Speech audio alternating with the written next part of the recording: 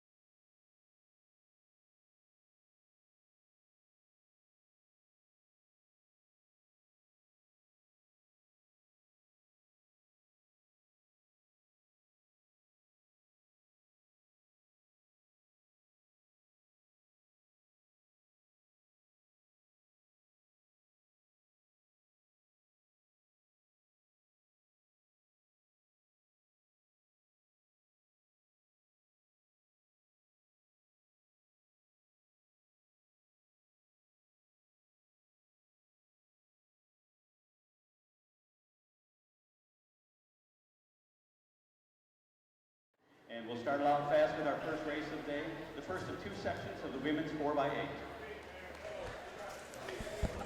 All right, we welcome you back to Aquinas College for the MITS Indoor High School State Championships.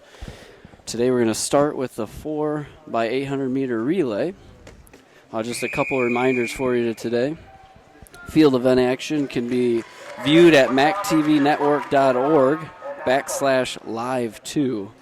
And results all day can be found at bit.ly/MITS2017. And the first heat, there'll be two girls heats of the 4x8 and two guys heats of the 4x8. So the first one is off.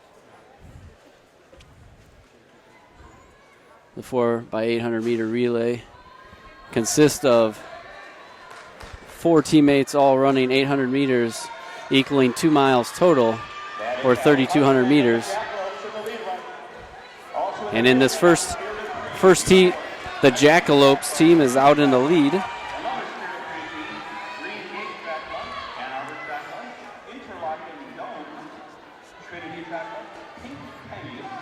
Looks like 15 teams in this first heat today.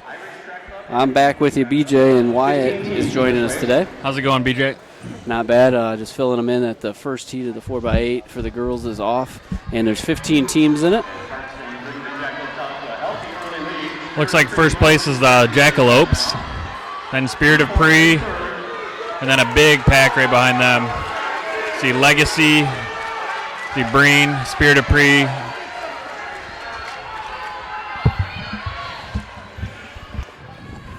If you're just joining us for the first time, to be all state at this indoor meet, you need to be in the top 8. And that means if you're going to be all state out of this first heat, you're going to have to probably win the heat and then run for a good time.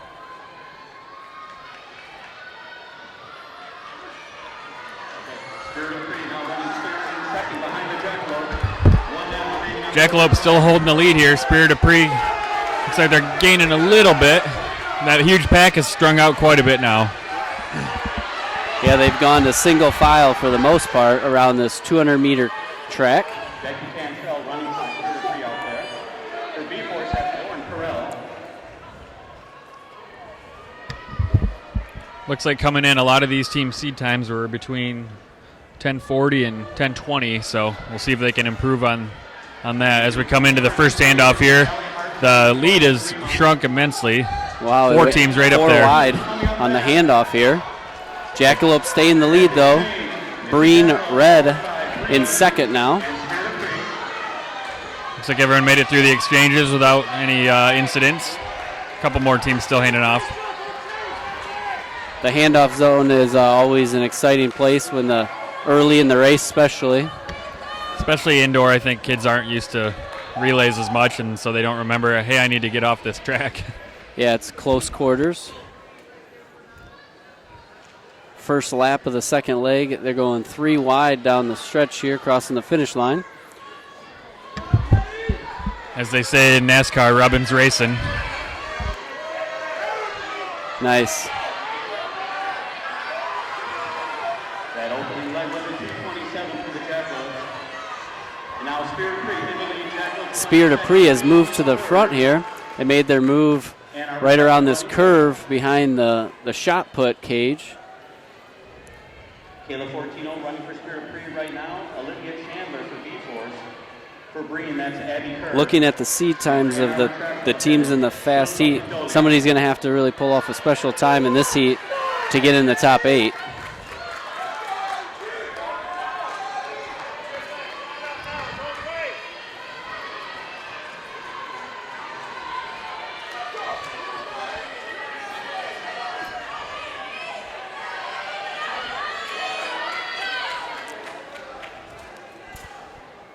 Looks like Spirit of Pre is about 30 meters ahead of Jackalopes. And it appears as though they're coming up on maybe their last lap here for this leg. Yep, looks like they got one more. Spirit of Pre is Saline-based, I believe. A lot of good distance runners from there and from that area, as evidenced by them having 2 teams in this heat.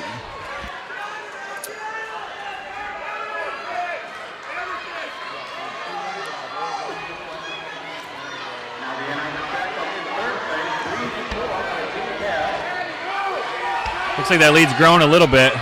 Spirit of Pre pulling away. See if they can keep it going through their last 2. A lot of passing here in between second, third, and fourth. Yeah, this second leg of Spirit of Pre really stretched it out. We'll see what happens on the third leg here. She takes off halfway through the relay for Spirit of Pre. Tortoise and Hare gets into second on that handoff. Great finishing kick for their second runner. Breen's got the team out in fourth. Breen's got 3 teams in the fast heat alone.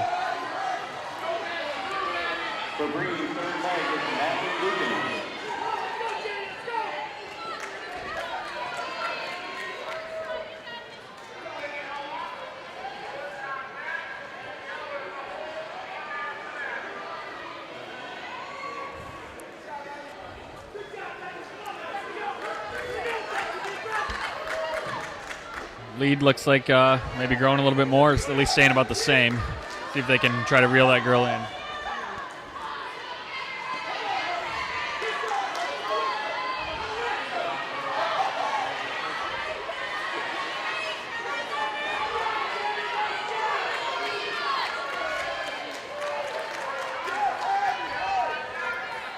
I feel like there's been years here that Spirit of Pre has had like 2 or 3 teams in this race. And this year now it's Breen with 4. Spirit of Pre's got only 1 in it appears. I think they have 2 in this one. There's a white jersey. They've got 2 different colored jerseys. And there's another Breen team in this heat too.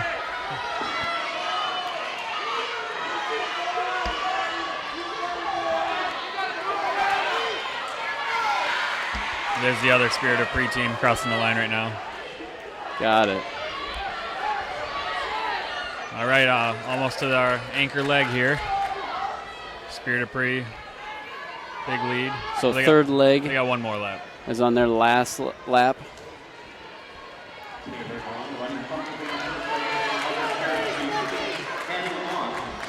She still looks strong with a lap to go. Second is Tortoise and Hare. Third is Jackalopes, then Breen.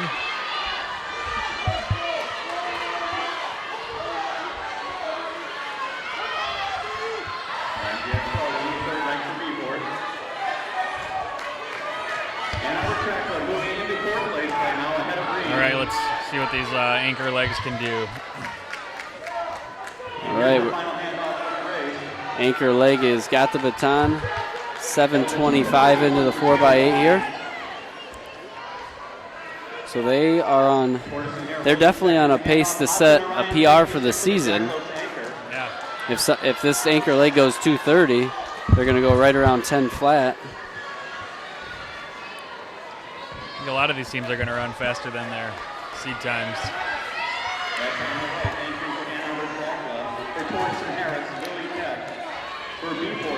Think that's a case of everybody just running well, or do you think sometimes they get different athletes in on the relay? Probably a little of both. You never know, especially on the programs that have multiple teams. They might have only had one team at a different meet, but here they're stacking their lineup. They're stacking the lineup for the fast heat. Maybe these are the other teams. Might help just having competition too. Yep.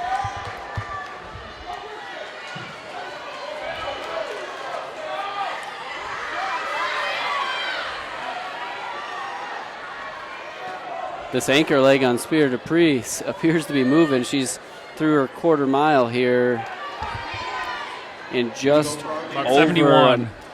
That's 2:22 pace. On 2:22 pace. See if she can hold that for another 400.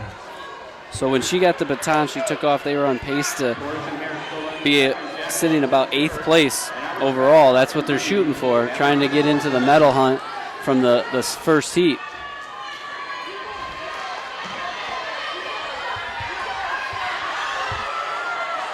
See lots of kids running hard. I don't see any other team, though, that's going to be in range to do that, though. No, they got quite the lead here.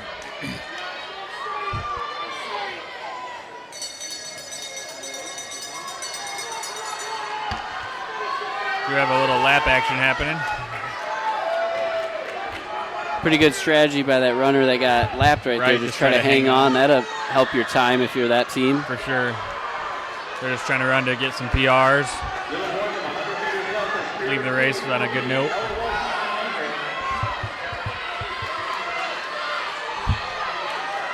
Coming around in that last turn here for the winner. Looks like if she puts on a nice little kick, she'll get in under 10. She did slow down a bit in this last 400, but she'll be right around 230. 231 for that last runner there. Yeah, they were right around 10 flat. 9:56 on seed times. That would place them about 8th, but I'm sure this first heat's going to run faster than they did in their qualification. Right. A lot of other teams coming in here at 10:14, 10:15, much above their 10:30, 10:20 seed times. Good to see. One runner went down. Hopefully she's all right.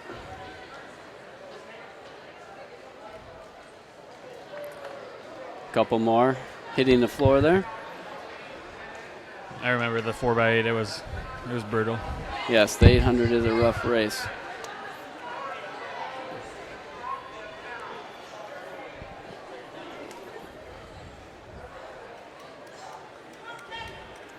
All right, as we finish up the first heat of the 4x8 for the women's, we prepare for the second heat. Some of the teams in here are Ann Arbor Track Club with the top time, Motor City Track Club, Breen Track Club has 3. They have an A, B, and a C.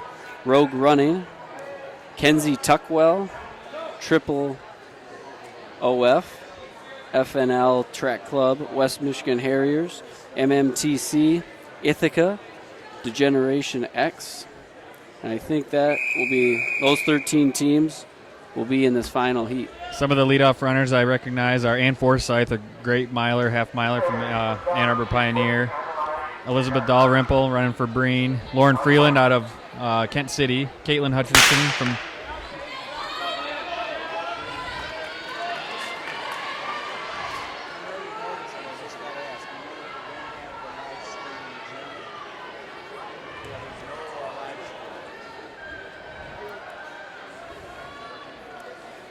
Second heat of this 4x8 is underway.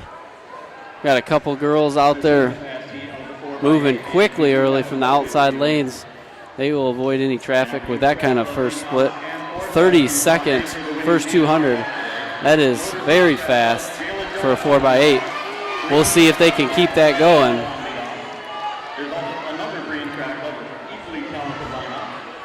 That's 2-minute flat pace through the first 200.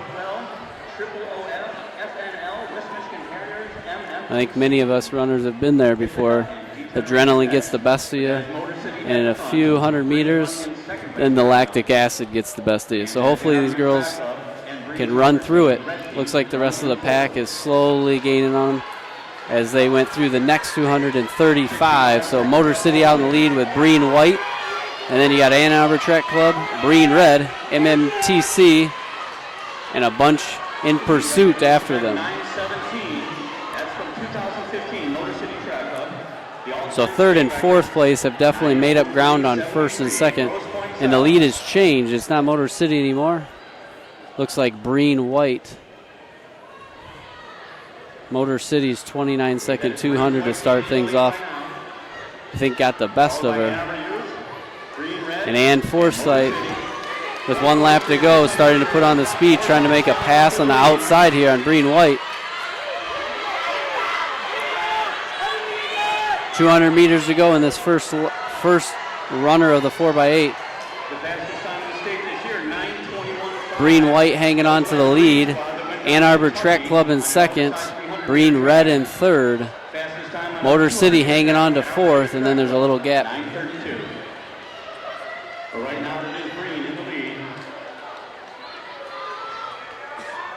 All right, we got Breen going 1-2, and then Ann Arbor. Nice 2:18 leadoff split.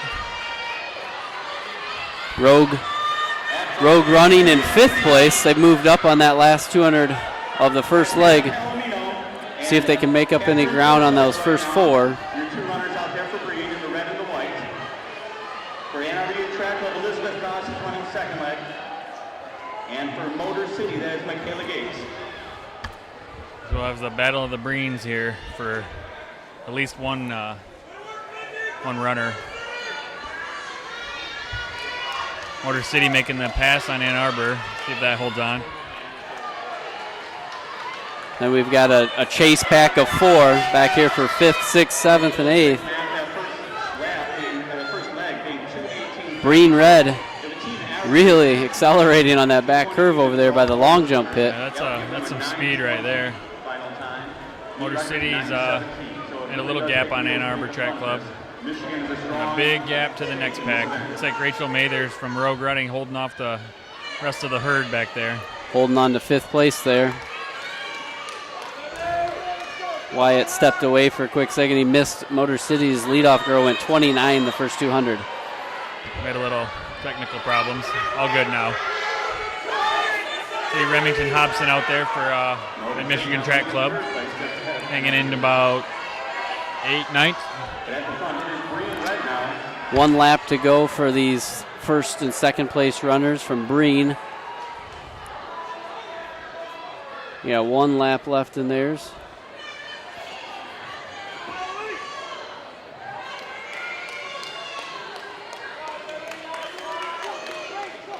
Ann Arbor Track Club back into 3rd place.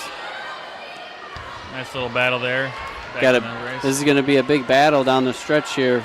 We got a group of 5 girls battling for 4 spots, really.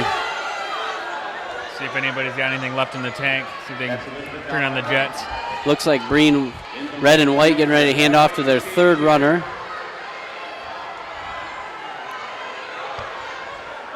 Then Ann Arbor Track Club's going to hand off to Jacqueline Overdeer. I believe she's a future Wolverine. At this point, yeah, they're on pace for a meet record. We'll see how that develops here. Remington Hobson with a nice last 200 there. Got her team up ahead of that little pack.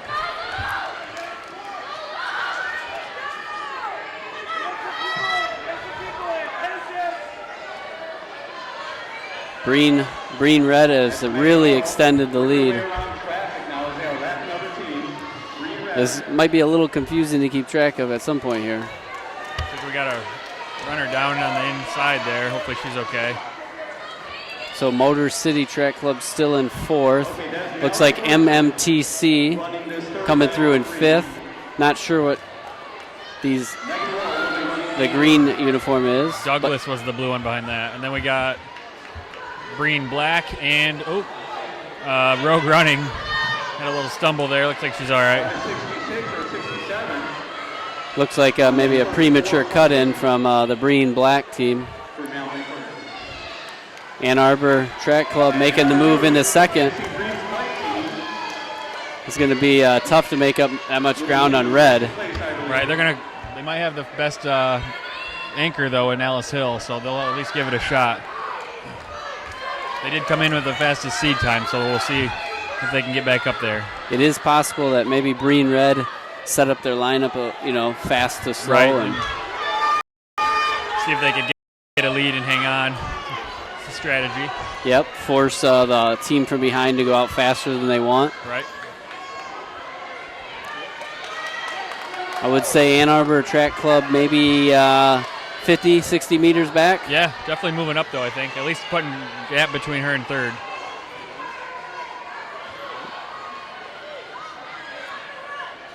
Oh, it might be a little more, maybe 100 meters. Yeah, still quite a gap.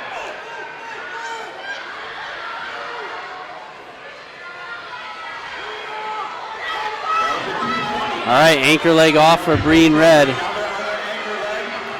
And the anchor leg. If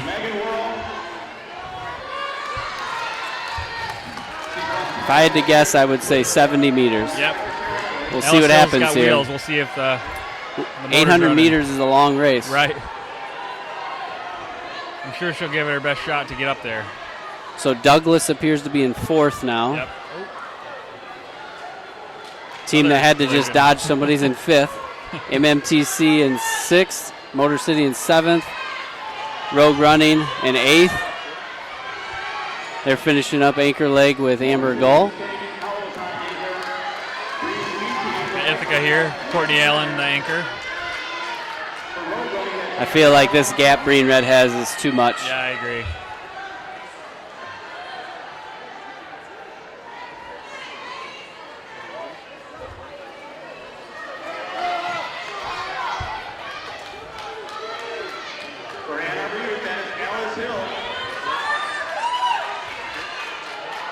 Maybe Rogue Running moved into seventh. She's got her eyes set on sixth here. She's cruising. Well, I think she just passed. Oh, a lap. Now that's the leader, but okay. She's a little more fresh. Right. Also, Amber may be faster than the Breen Red final runner. But she did just make a pass there.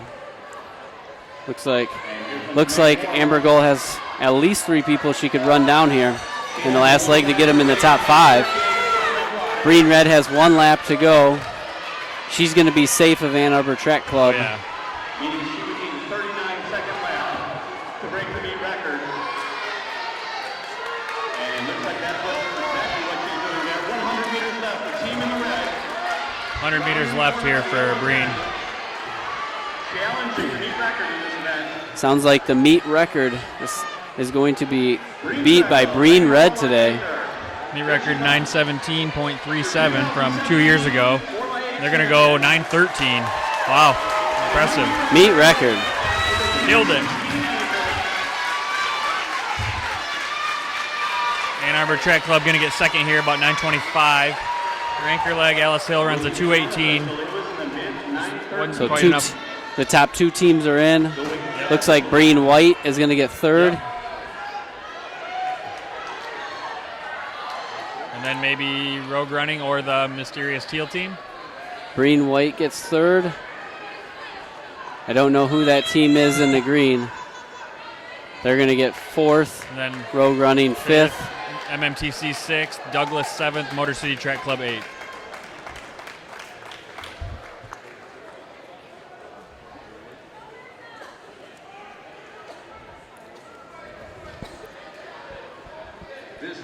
Ithaca's US 127 finishing there with Courtney Allen. Looks like we got DX still coming and one more team on the track. I think it looks like Breen Black will be the final team to come in. You need to move your car if you're illegal right now.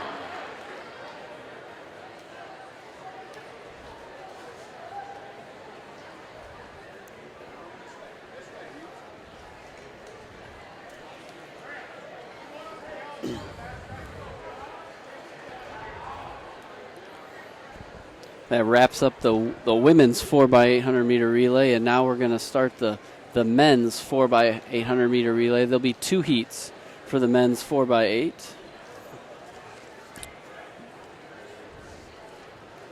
looks like a total of 28 teams. 28 teams total, so they'll go 2 heats. Ready for it.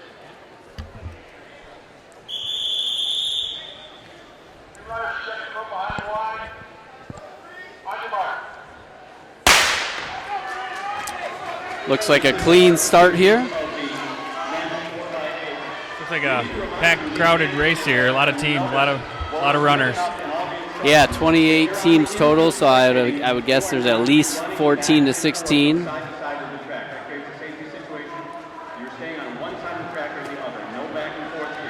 These young men look like they're sprinting out. And in keeping with our theme for the day, Green is in the lead. So we got Breen out here in the lead. We have been saying that a lot. 15 teams in this first heat of the 4x8 for the men. Looks like kind of one lead runner and then a long string of guys all jockeying for position. Give a list of some of the teams in this one. Michigan Accelerator, Jackalopes, Rooted Runners, Spirit of Pre, Breen Track Club, Greater Flint, A2 Track Club, The Woods, Elite Performance, Tortoise and Hare, Breen again, The Black Pack, Dearborn, MMTC,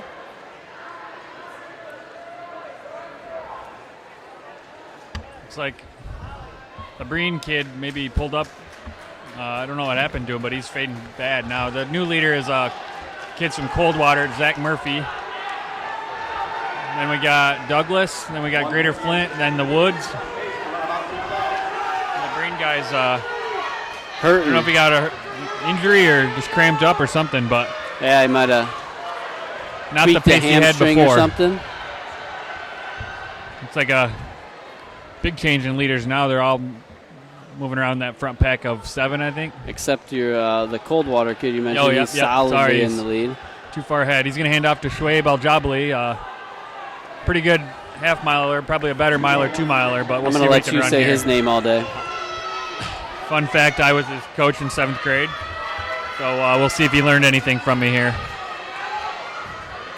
No accident he's gotten faster since you left, huh? He definitely has gotten faster. I'm just kidding. He is fast. I saw him in cross country. He had a really good cross country season this year. Great cross country season. Great kid.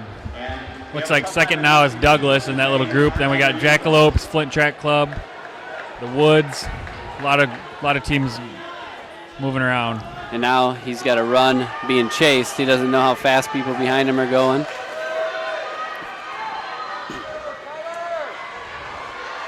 It's interesting the strategies people put their lineups together. I noticed the first leg for Dearborn, they put the D1 state champion in cross country first leg.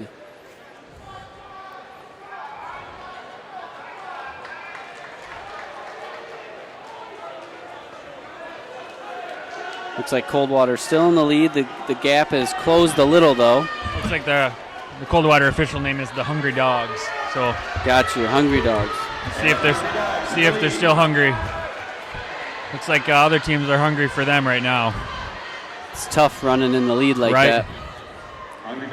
Looks like he's going to hold on to that lead, but He's it's being definitely chased by closed up. Greater Flint, I think. Yep. And we believe that's the Woods running in third. One more lap for these Partisan here moving into 4x8ers. Performing the A2 track club running in fifth.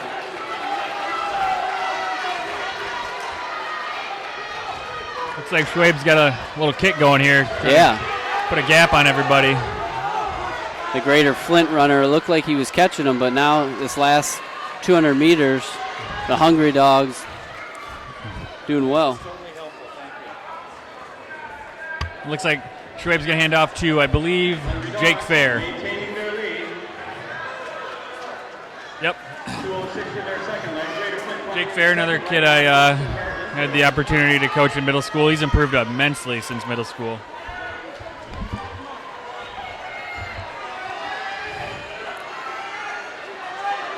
Looks like the team in fourth place, I'm going to take a guess and say that they're the the Woods Track Club. Yeah, that's the Woods, I believe. Kid looks like a middle linebacker out there, flying through the 800. Put some tackling dummies in front of him. Yeah. Second is Greater Flint. Third is Tortoise and Hare, I believe. Yep. Tortoise and Hare. A2 in 5th. Yep. And then a battle in 6th here for Dearborn and I think it was Douglas. Douglas doesn't have a guy's team. We'll have to take a look at that. I'll try to look at the jersey next time around. Is parked in a non-designated spot. It will be ticketed. We've got people parked in handicap spots. We've got people parked on the lawn. We've got people parked so we have outside of the lines. We have a new leader. Actually, the top 3 are changed. Yeah, it looks like Greater Flint is in the lead with Tortoise and Hare in 2nd. I think the Hungry Dogs need to eat some more.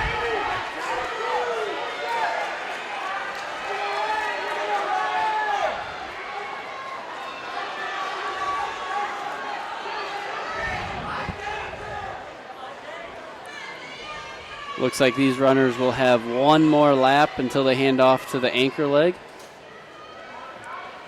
Greater Flint, Tortoise and Hare. A2 swings out wide going across the finish line. Moves into 2nd. Dearborn's moved all the way up into 4th. This one's going to come down to the last runner, I bet. A lot of teams right in the hunt still.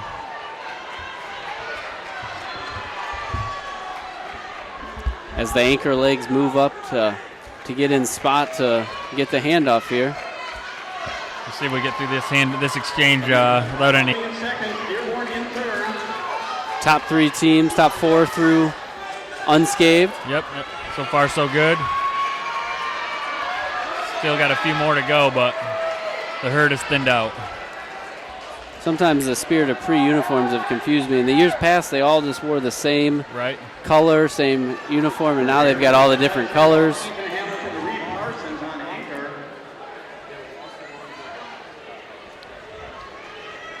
We got Greater Flint now in the lead. Dearborn, A2, Tortoise and Hare all right in the hunt. And then we got the Woods and the Hungry Dogs.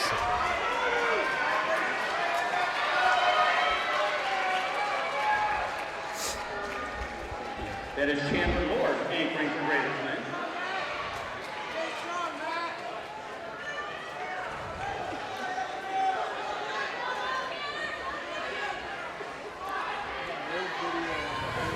Still anybody's race in the top 4 here. Yeah,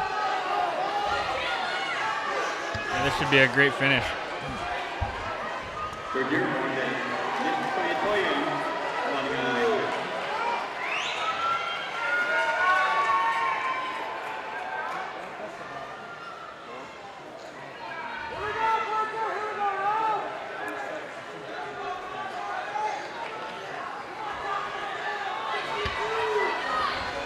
One lap to go. Looks like it might come down to these two, Dearborn and Greater Flint.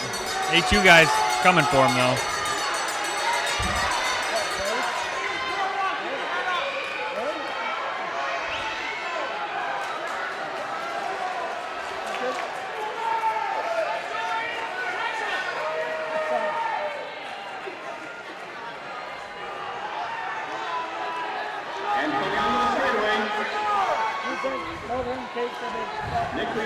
Right. Dearborn with the win. 8:22 look like. We'll see if that'll get him into the All-State positioning out after the fast heat, but pretty good time. Based on seeds, that would get him about 6th place. Right. That's averaging 205s. That's cruising. Those teams in those heats racing hard to try to just get a chance to be All-State, and they know they have to chase time. Right. 8:22, 8:24 for the first two. I think that'll put them pretty close. We'll see out of this fast heat. Those top 2 teams have a chance, I would say, depending on how this next heat goes. All right, that closes the first heat.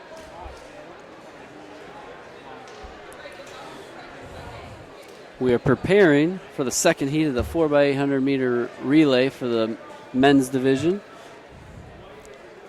We have Motor City Track Club with the top seed time, Spirit of Pre, A2, D-Generation X, Tempo, Douglas Running, Blue Water Elite Track Club, Breen Track Club, Straight Speed, Birmingham Running Club, Zeeland East Club, Spirit of Pre Track Club, Battle Valley. So it looks like 13 teams in the fast heat. Motor City comes in with a seed time of 7:59. The meet record is also 7:59. So we'll see if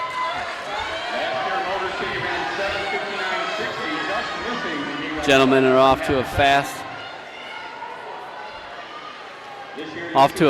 start here. We'll see. The nation's best 800-meter runner. That's Dewan Hawthorne on leadoff right now. Other teams in the field: A2 Track Club, Spirit Creek, Degeneration X, Tempo, Douglas Running Club, Blue Water Elite. 28-3 on that opener. Motor City goes through the first lap in 28-3.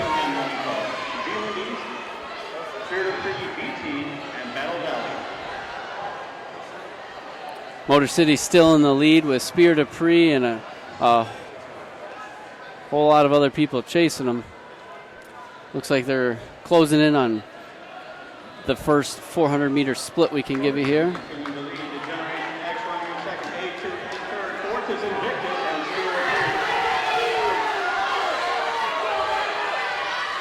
Got about 7 guys running in that lead pack. You've got your top seed time, Motor City leading the way, and you got Spirit of Pre who's got the second fastest time. Just made a huge move. Spirit of Pre just went from 7th to the lead at about the 300 mark. Spirit of Pre decided. I don't think that's Spirit of Pre. I'd take that back. I think that's a different team. They have a. I'm not sure on what team that is, but he made a move from 7th place all the way to first. He's got about a 10-meter lead. Doesn't have any marking on the uniform top to be able to tell you what team he is. Motor City hanging on to second, and now Spirit of Pre trying to come up on third. This handoff could be interesting.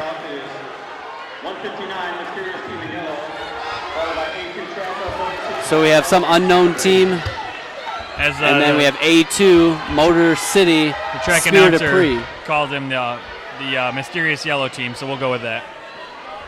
Let's see if they can hang on to the lead.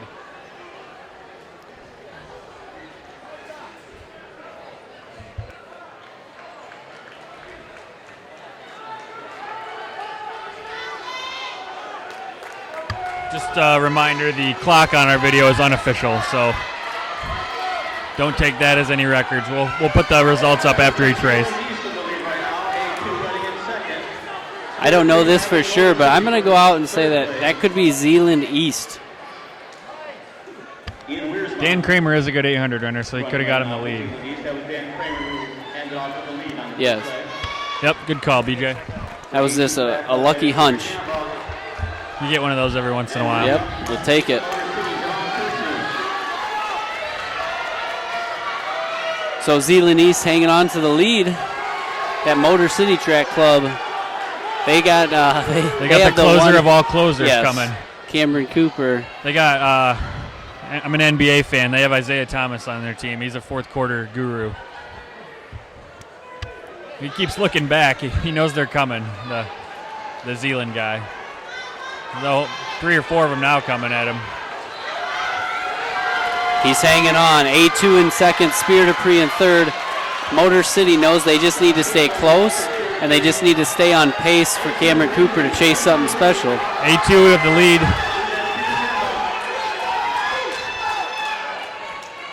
So A2 moved to the lead. They're going to hand to their third leg here. They're going to hand off to Matt Lieberman. Spirit of Pre handing off to Josh Cook. And then Motor City handing off to Mike Campbell.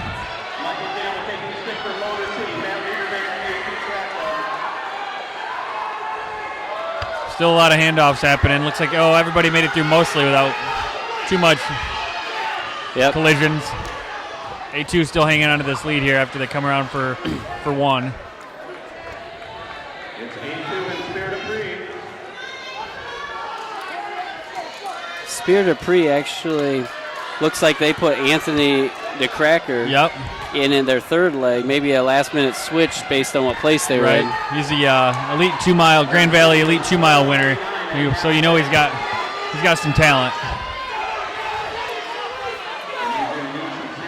That also gives him 2 minutes more rest before he runs the mile in a little bit. Yes. Looks like he's stalking the A2 guy. Motor City guy better not let this lead get too much farther away from him, or Cooper might be out of a reach.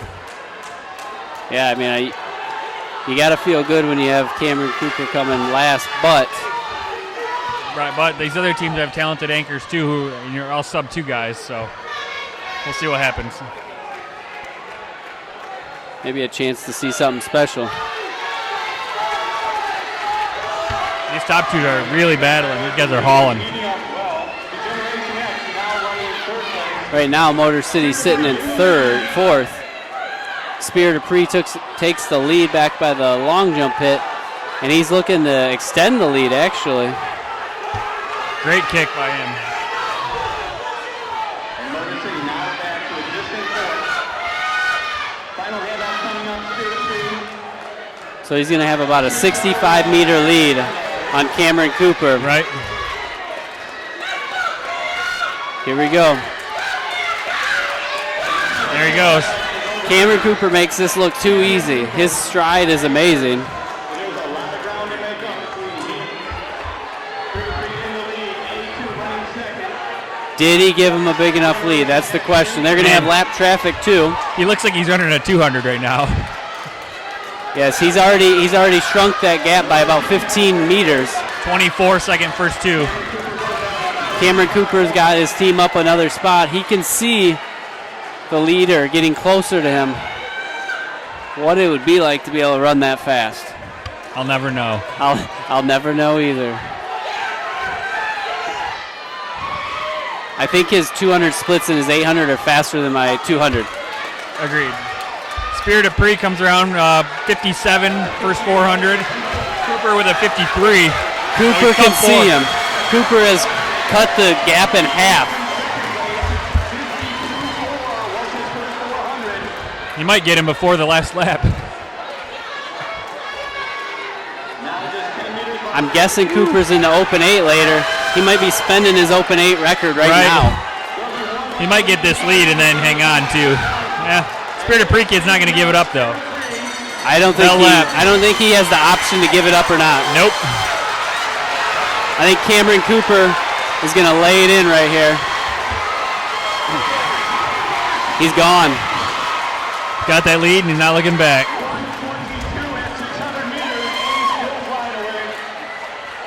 I think they're going to not quite break 8. That record might hold. It'll be close. What a leg by Cameron Cooper. 151.6 unofficially. Unofficially just ran the fastest indoor time in the state history. Right. Spirit of Pre-Kid split about 2 flat, so solid effort by him as well. 8:02 for Motor City, so not quite the record. Is it just me, or does Cameron Cooper look like he could go run some more? Looks like it. It's unfair. Great run by Spirit of Pre. That was fun. Spirit of Pre improved their time by about 12 seconds right there. Third was D-Generation X at 8:06. Got a couple more teams still coming in here. And that'll do it for the 4x8s. That was exciting. Hopefully the rest of the day goes like that.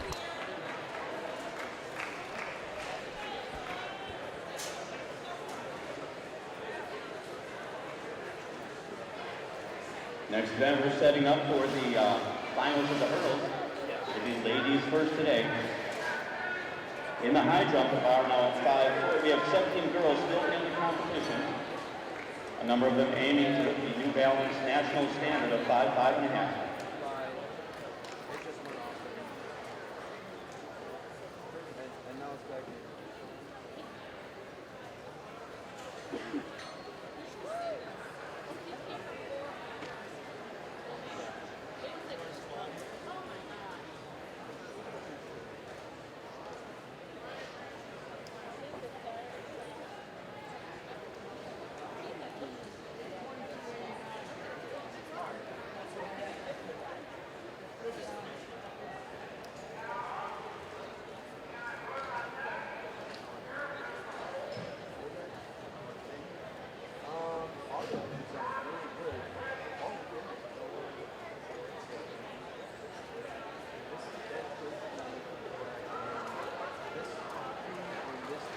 we're doing a two-section final for all of these straightaway races.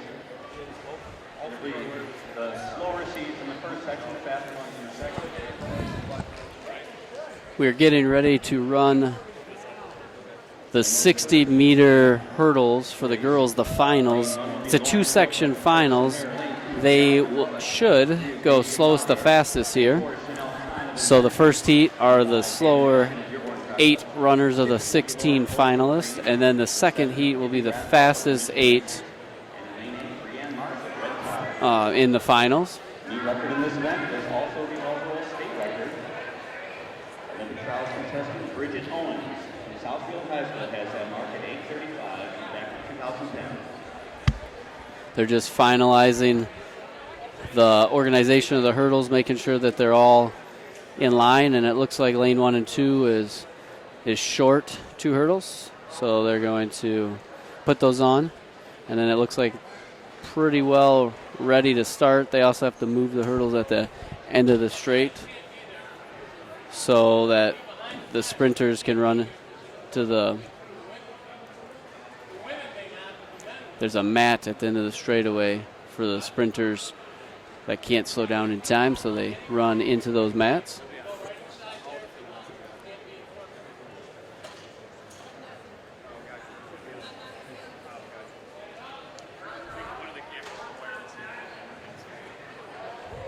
A reminder to our relay teams, if you finish in the top 8 overall, yes, you do get medals. The medals test is up to These 16 finalists are running to try to finish in the top 8 so they can be considered all-state. That can occur from either of the heats. Looks like in Heat 1 we have Haven Essian, Lauren Fulcher, Haley Rathwell, Brienne Marsh, Lauren Fortek, Jasmine Wellett, Deja Collier, and Chanel Kahn.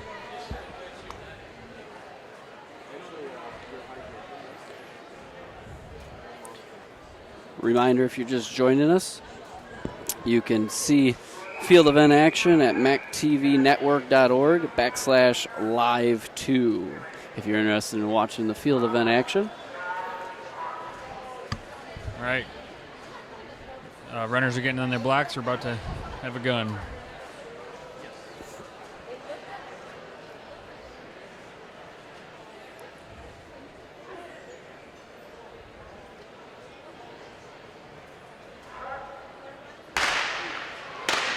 False start. It looked like lane 4 from my view. Looked like lane 4 unfortunately will not get the race. That was Chanel Kahn from Intensity. Probably means she was one of the faster seeds too. Fastest seed in that heat, correct? Right. Yep, she came into the state meet with the 8th fastest time, so that's unfortunate for her.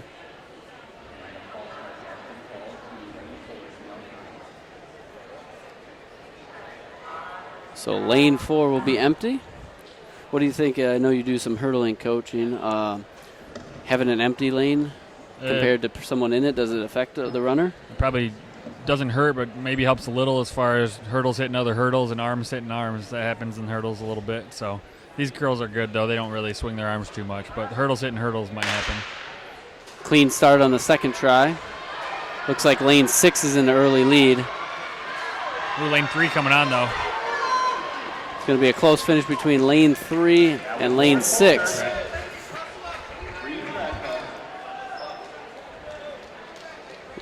Lauren Fulcher with the win, 9.45. And then Deja Collier with a 9.48. Haley Rathwell, 9.71. In this second section, we're going to see a tremendous matchup between 2 of the best hurdlers in the United States right now. So we'll see if 9.45 holds up. Just has to beat one person. Next heat has Grace Stark and Britton Bowen, 2 of the best in probably the country. Anything under 8.5 is moving. I don't think I can run 60 meters in 8.5. What about you? You put hurdles in the way, I'm not breaking 15. Yeah. So I don't think I can make it over the hurdles to begin with. Other runners in this one is Kiara Rice, Mia Flynn, Sophia Franklin, Grace Stark, Britton Bowen, Carlita Taylor, another stud, Tsunomi Norin, and Taylor Zitzak. Let's see if we get it. Hopefully we get a clean start so we can see the race be determined by the speed in the hurdles, not a false start. Grace Stark, lane 4. Britton Bowen, lane 5. Carlita Taylor, lane 6. Those will be those are the top ones to 3 watch. seed times coming in. Right. But honestly, the top 2, Stark and Bowen, are separated by quite a bit from the others.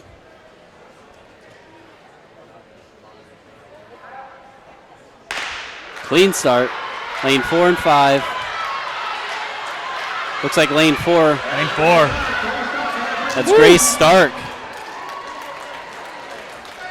Let's see the time on that. 8:45. A tenth of a second off the meet record. Britton Bowen, 8:84.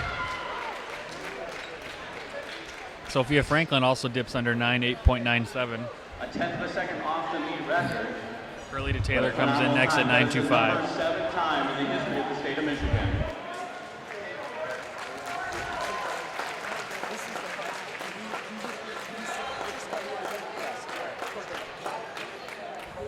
Wow, what a heat there. Grace Stark with an 8.45.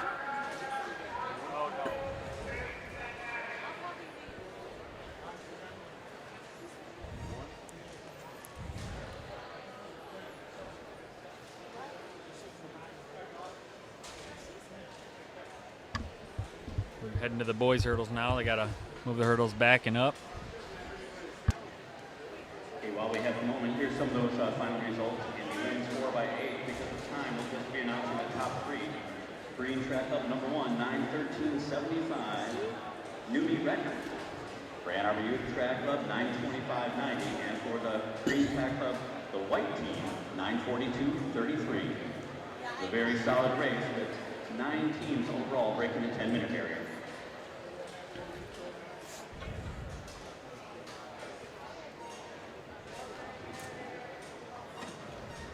As we raise these hurdles to the boys' height, here's your lineup for the first section. So Wyatt, as we get ready here for the boys' hurdles, can you explain to the audience what changes about the hurdles, like the height and distance? Because I noticed they're moving them. Right, yep. So in the boys' hurdles, they're a little farther apart, and they're, I believe, 6 inches higher. So the girls' hurdles, if there's a girl over 5'7", 5'8", she really doesn't have to jump that much. Boys' hurdles, no matter what, you gotta get off the ground a little bit, but you're still trying to stay low, and you're trying to. Same amount of hurdles, though, same in the amount of race? hurdles, yep. I'm not super familiar with the 60 hurdles just because we don't do it as much, but it looks like 5 sets of hurdles, so yep. about half of the 110s. So it's definitely a good. If you're good in the 60s, you'll be good in the 110s, and it definitely helps the 110s.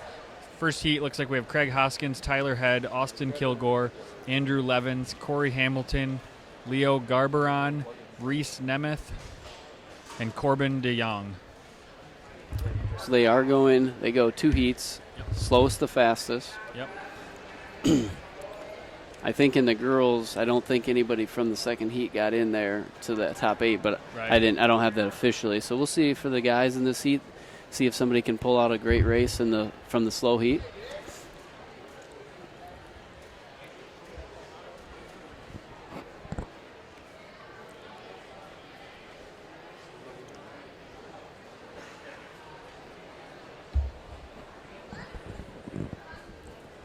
Looks like they've got them all pretty much set here.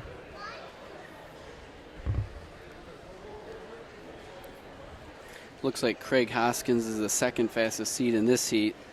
Came in number 9. And in lane 4, which has been the fast lane, Reese Nemeth. Reese came in 13th, so doing all right for himself. Well. Yeah. All right. Looks like runners are on their marks.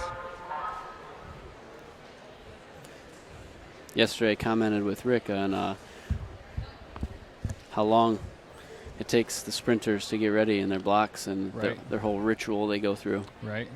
It's definitely a personal preference type thing. Whatever gets you ready is what you should do. And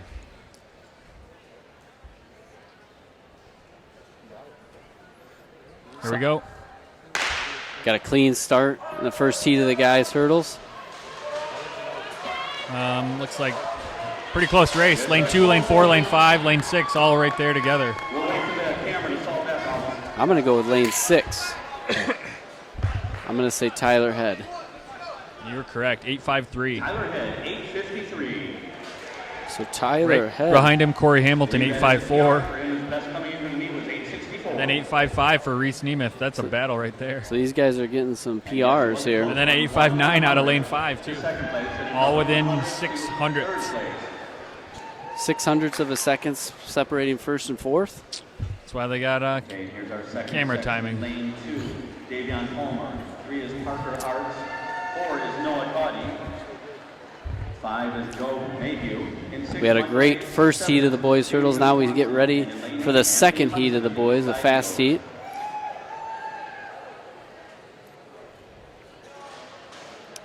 Tyler Head out of the first heat ran a very good 8.53. We'll see if that bumps out any of these guys. So we'll see how these guys do. The number one overall time coming into the state meet did not even run in the meet, so that helps a couple guys. All right, this heat we have Alex Neal, Davion Palmer, Parker Arts, Noah Caudy, future Chippewa, Job Mayhew, Michael Bates, Jamison Swanson, and Anthony Hudson. Watch out for Caudy in lane 4. Noah Caudy is the fastest returning runner in this event, but Job Mayhew has the fastest time. He's the second fastest entering today.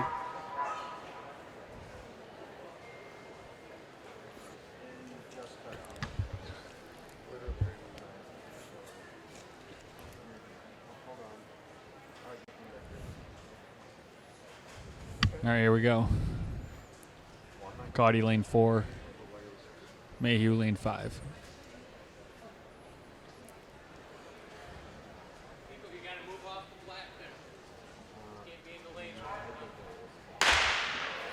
Clean start in the fast heat here. Joe Mayhew. Lane 5, Job Mayhew with the win. 8:09, that is a PR for Mayhew.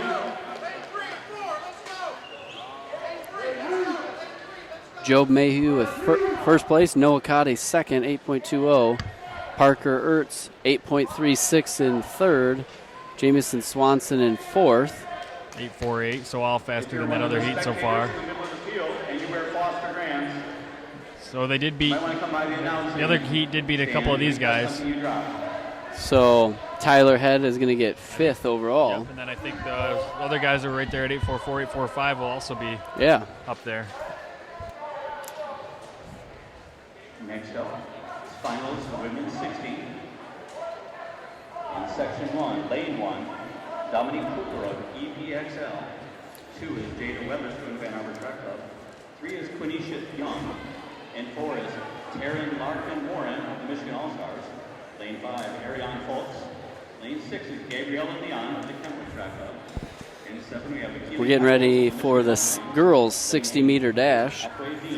The finals. It's two heats. Two heats of the girls' 60-meter dash. There'll be the first heat will have 8 runners. Dominique Cooper, Jada Weatherspoon, Quenisha Young, Taryn Larkin Warren, Ariane Folks, Gabriella Leon, Akili Eccles, and Aquay Dean. Gabriella Leon also pole vaulted yesterday. She, I believe, was top 5. The way it works is there's 2 heats, 8 in each. 16 total people battling it out for 8 all-state medals, all based on time. Yep. All right, here we go.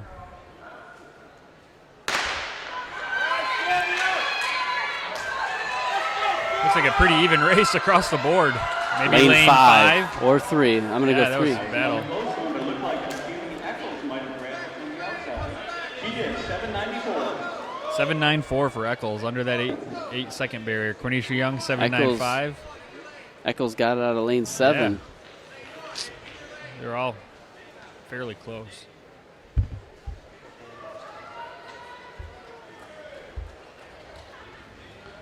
Folks, 7.97. Taryn Larkin Warren, 8.02.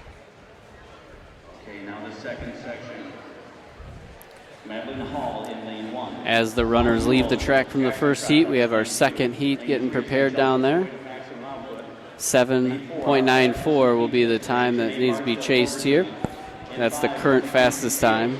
Maximum output, she was 4th last year. In lane 6, Corey Carroll of New Creek. 7 is Brianna Bates. Dearborn Track Club, and in lane 8, Nizam Thomas of Detroit Cheetahs.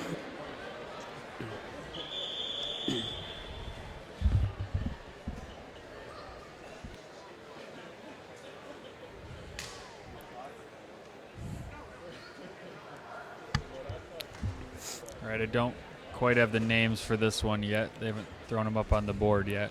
Top time entering this weekend's meet was Janae Barksdale. Madeline Hall, Amari Newells, Angelica Ford, Janae Barksdale, Mackenzie Field, Tori Carroll, Brianna Bates, and Misen Thomas.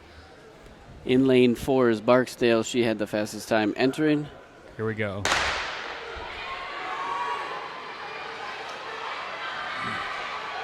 Lane 3, lane 4, lane 3. Or maybe lane 4, yeah. My bad. Those different colored lanes. Very, very close.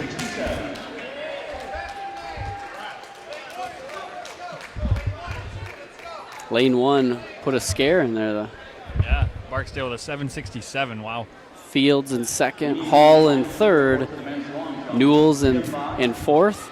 Anthony Hudson, Drew Chard, Anthony Abbott, Ryan Bells, Stephen Bracey, Cassidy Henshaw, and Fada Marisi. Henshaw the leader right now after 3 jumps, 22 feet, 3/4 of an inch. Now we're transitioning to the men's 60-meter dash. Same setup as the women's. There'll be 2 heats. Each heat has 8 men competing. So for a total of 16 guys competing for 8 medals. They'll go slow to fast in these heats. The official at the finish line is given the white flag, so we'll start to line it up. Josh Patterson. And then he's in lane 7. Shane Tagg, lane 3. Robbie Felton, lane 4. Jeremiah Davis, lane 5. And Rodney Cannon, lane 6. Wyatt, this appears that maybe not a full heat. No one in lane 1 or 2. Correct.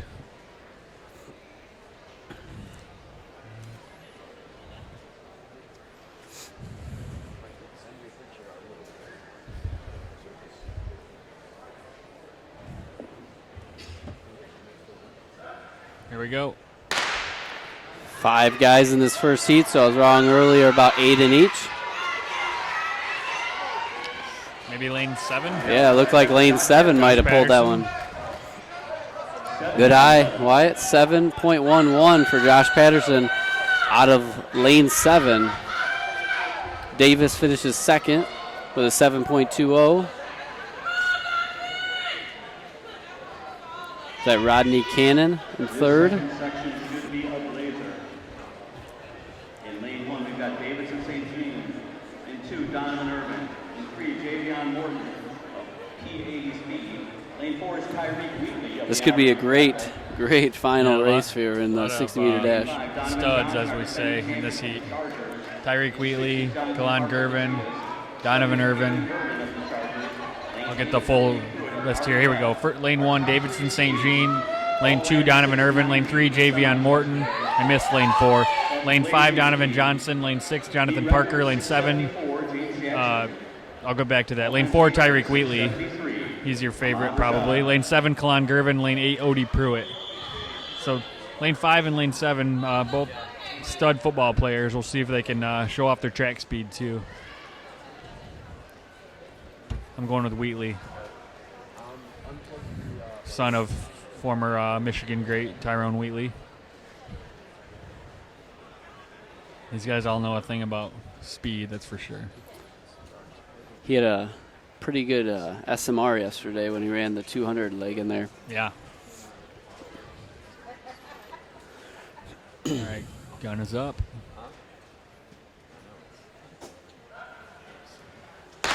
They're off clean. A lot of speed here. Lane 4, maybe? I don't know. That was close. Wheatley with a 6.92. 1/100th of a second ahead of Donovan Johnson. 3 guys sub 7, at least.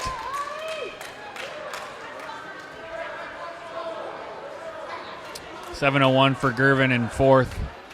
702 took 6th, or 5th, sorry, Jonathan Parker. 7-1-2 for Donovan Irvin. 7-1-3, Davidson St. Jean. 7-1-5, Odie Pruitt. So all those guys, they were cruising.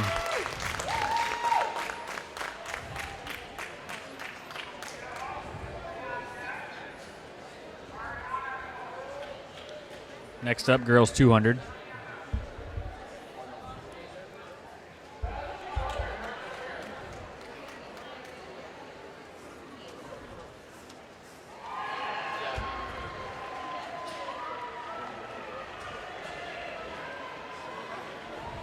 Remember, make sure to check out the field event action. You could probably pop over there in between some races at mactvnetwork.org/live2. I see the high jump is up to 5 feet. That's it's getting up there. Probably not a ton of girls left.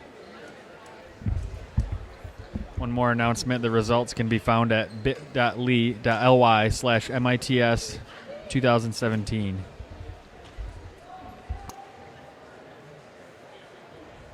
We've got some lost flashes that have been turned into the announcing stand. So if you're on the infield and drop them, let us know.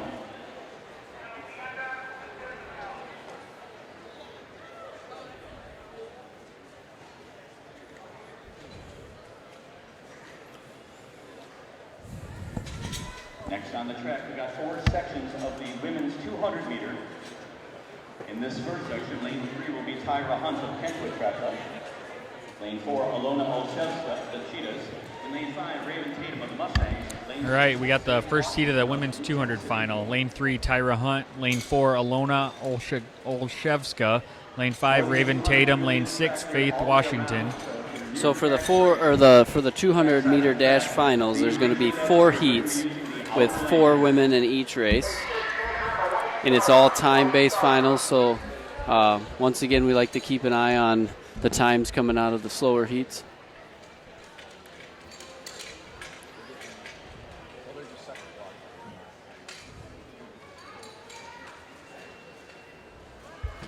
Tyra Hunt is from Kentwood Track. Alona Olszewska, Detroit Cheetahs. Raven Tatum, Michigan Mustangs. And Faith Washington from Intensity Track Club.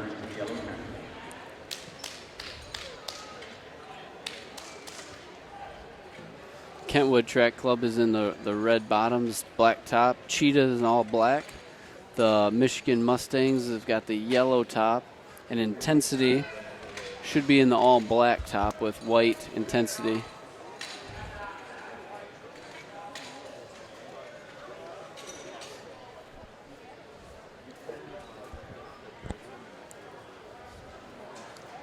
Looks like they're having a little difficulty with blocks right now as they're trying to set up the blocks here.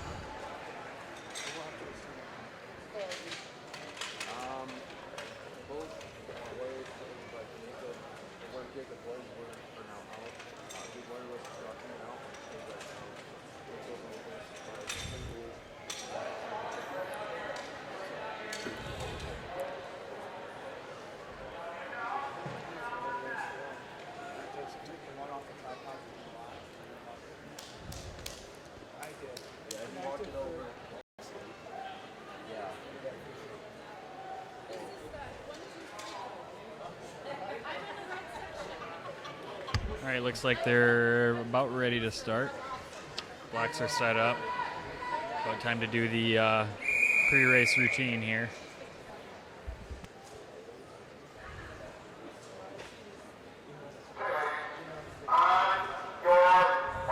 Starters asked the runners to get into their blocks. First of 4 heats here for the women's 400 or 200 meter dash.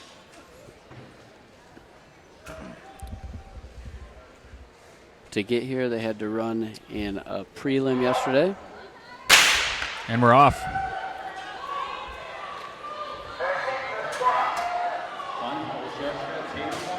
It's like Raven Tatum in the yellow made up the stagger right away. See if she can hold on. Yes. Still got the lead coming around the curve.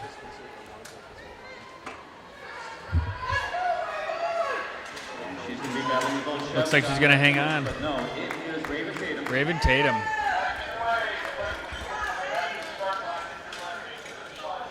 So 26-32. Meet record in this event, by the way, 24-14. The Blazer by 7 years ago. She started Texas, now she's a pro athlete.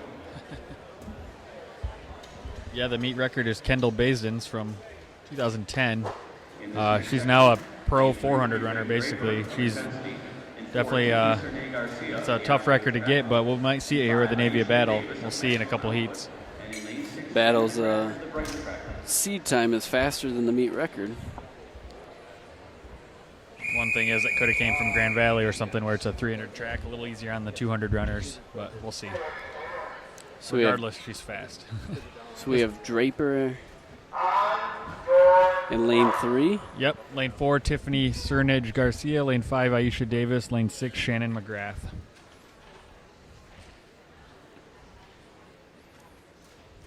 Runners are getting in their blocks. Draper entered today's meet with the third fastest time out of intensity.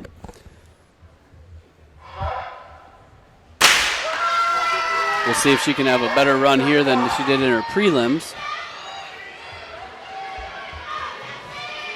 Right now, the stagger looks like nobody's changed at all. Now they're holding form a little bit, maybe. Ann Arbor Track Club. Yep. Well, maybe not. We'll see. Maybe lane 8's going to get it. Looks like lane 8. Draper. McGrath. Or, sorry, yes, McGrath. Well, it's lane 6 on the 200. It confused me yesterday. But they got wider curves. Right, for sure. Yeah, I would agree with that. That's why they only run the 4 in each heat, I believe, too, just to keep them out of the tight turns of lane 1 and 2. So McGrath out of the outside lane runs a 25.82. Puts herself into first place as of now. Lane 3 will be Jade Sabir of People's Choice. Lane 4 will be her sister, Jada Sabir. All right, this lane, this heat got the twins here. Jade, I believe they're twins. They could just be sisters. Jade and Jada Sabir out of People's Choice. Asia Lorenzen from Motor City and Ryan Draper from Intensity. Yesterday in the prelims, both Sabir girls lost by .01 to somebody in their heat. Right, wow. 2 heartbreakers yesterday. The Sabir's in the pink, purple, pink. What is that? Yeah, go with purple. Pink. Purple Or all pink. Right. No, you're right Okay. with pink.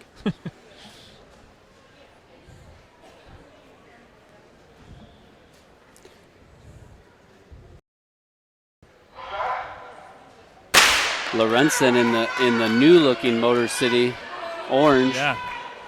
Intensity in the outside lane. Draper out well on the outside. It's probably cool for the Sabir family. Watch them race against each other. Yeah. Looks Sibling rivalry right. there. It's going to be a close race here. And a close one down the stretch. I think lane 3. Maybe Draper. Draper. Draper 25.33. Jade Sabir 25.36. Jada 25.49. And Lorenzen 25.65. Okay, this is the final section coming up. In lane 3, we have Zelanya Hebe. Final heat of the women's 200-meter finals. Lane 3, we got Zoe Ebby. I believe she's committed to Bowling Green. Then a Navia Battle, as we said, the top seed, 24-1 seed time. Tamia McKelvey out of Motor City, great relay runner. And Isabella Davis from Elite Performance. So we'll see if Davis has any kind of advantage being in lane 6. That's been the outside lane has been nice.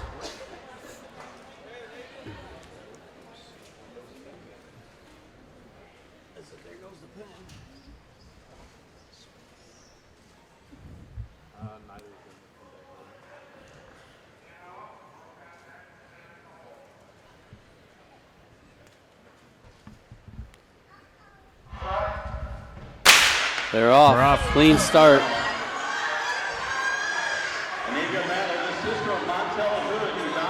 I believe Isabella Davis ran a great leg of a 4x2 yesterday. I remember being impressed with that. Battle gets the chase. McKelvey, which helps. Looks like she's going to be for battle. Yeah. She just squeaks out the win.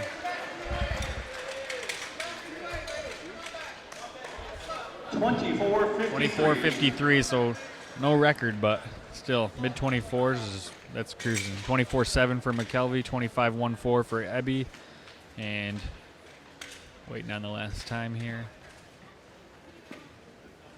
25:31 for Isabella Davis.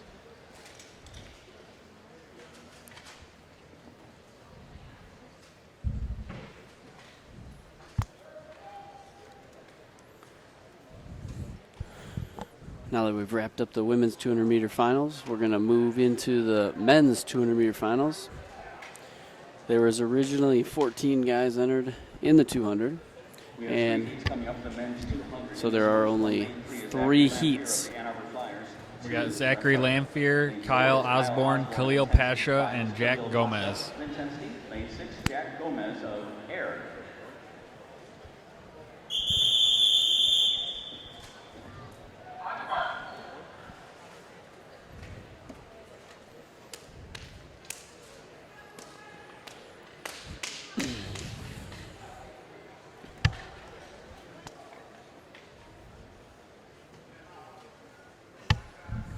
All right, runners are in the blocks.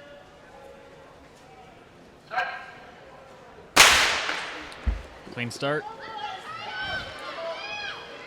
4 guys in the first heat of 3. 12 guys racing each other to try to get in 8 medal spots. Looks like Pasha's making up a little of the stagger here. We'll see coming around this curve. Ooh, maybe. Looks like lane Osborne. 4. Yeah, close race here. Ooh, I don't know who got that one. Lamphere 23:67, Osborne 23:69, Jack Gomez 23:72, and Pasha 23:76. So all of them within a .11 or .09. Sorry, math is hard. Yeah. I'm not a math teacher. In section 2, we have Brandon Smiley of Intensity in lane 3. Lane 4, Joseph Stevens of Preparing for our second of 3 heats. And in lane 6, Connor Showich of the Jackalope. There'll be 4 guys running in this heat as well. In lane 3, Brandon Smiley. In lane 4, Joseph Stevens. Lane 5, Donovan Isaac. And lane 6, Connor Showich. Lane 5's team name is Final Boss. It's a great team name. Got to always beat that final boss in those video games. Yeah. Big Bowser.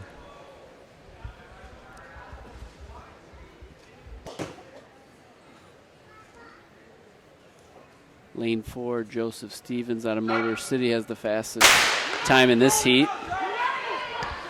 Another clean start. Theoretically, the all-state runners should come out of this heat and the next one, but we'll see what happens. Right. Another battle here in this one. I think the Motor City guy, Joseph Stevens. Oh, maybe not. The Intensity guy, Brandon Smiley on the inside. He's going to take it.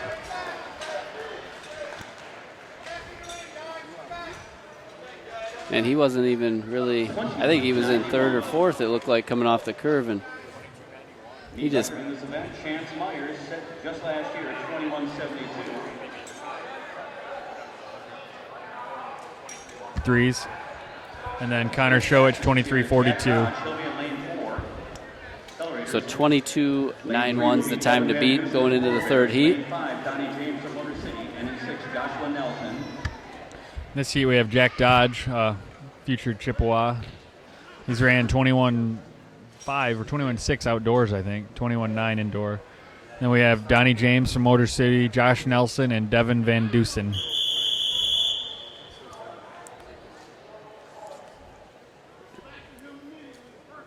So this one might be Jack Dodge's to lose, but I'm sure Donnie James will give him a run. This is another event here where the fastest runner in the state didn't enter. Right. Or didn't run.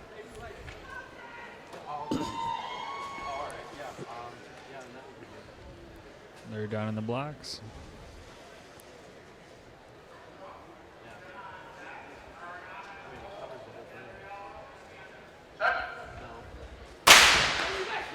We're off. 22.91 is the time, correct, that they're chasing? Yep. Greg Dodge and Donnie James have pushed the stagger. Jack Dodge really come off that curve really strong. Takes a nice lead. See if he can hold through to the line. He gets it. Whoa, that was moving. Donnie James second, I believe. 22.03 for Dodge. Dang. 22.50 Donnie James. So that's first, second overall. Right. Third, 22.70 for Van Dusen, and we'll see what Nelson's time. 23.13. So the winner of that second heat will get fourth. Fourth, yep.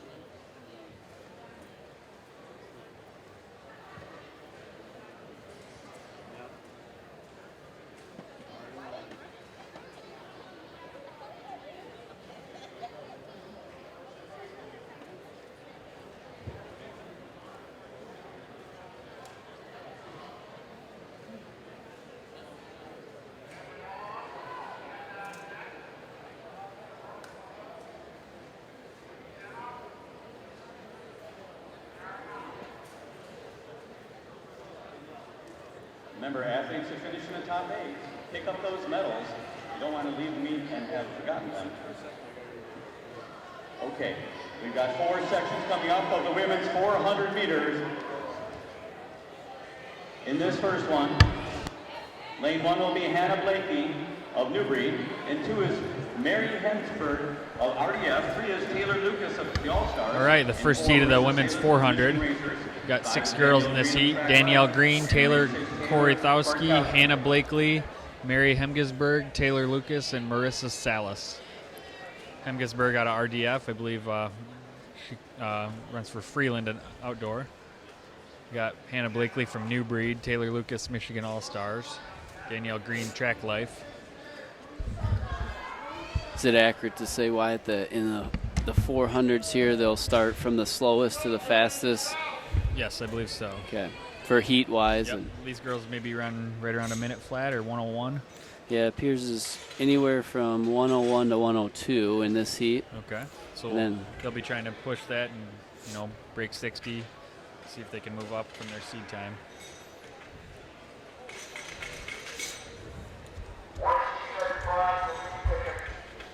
I think anytime a high school girl runs 102 or faster, it's pretty impressive. Right.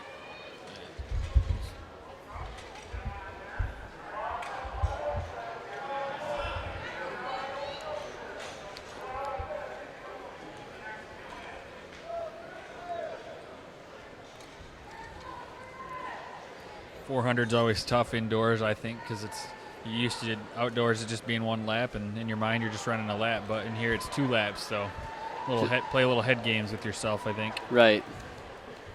And I believe here, indoors, they run 3/4 of the first lap in their own lane, then they get to cut in. Yep, they'll cut in right there at 300, or at, 150 roughly. Yeah. And we'll see if that cut in causes any. Sometimes you see some bumping in that range too. People trying to get in earlier than they should, or right. Some people think they have to cut immediately in. Right. You're probably better off just doing a gradual, aim for the corner type cut in. Right. Want to run the least distance possible, also.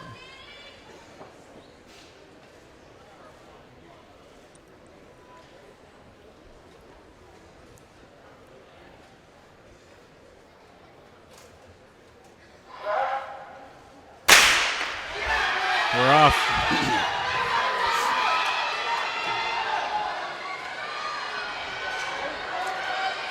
So the inside lane, lane 1, has a little bit of an advantage on the cut-in, Right. except they have the tighter curve, so that affects them. Balances it all out, I suppose. Looks like coming out the cut-in, we're going to have Lane 5, Yep. Danielle Green in the lead. Yep. Oh! She goes down. Didn't take anyone else out with her, but that'll change the race, that's for sure. We'll see if she can get back into it. Back on her feet, and she seems to be heading back towards that lead group. Wow, that was an example of it's kind of ended up being her fault a little bit there because she was forcing that cut in. Right. No contact. Here they come around, last little sprint. Hemgesberg coming wide on the outside. That other girl's keeping her out of it. Very tight race. So Taylor Kortkowski with the win at 102.57. Hemgesberg 102.71.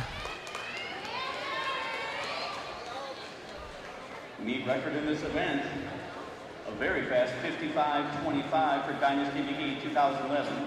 Later started Penn State. But the all-time state record, 53.23. Kendall Beatty. In this section, we've got Brandy Kroll in lane 1 for the Michigan Racers, and 2 is Alessandra Wiggins, all about speed. The meet record for this event was Dynasty McGee's 55.25 back in 2011. She went on to be a great runner at Penn State.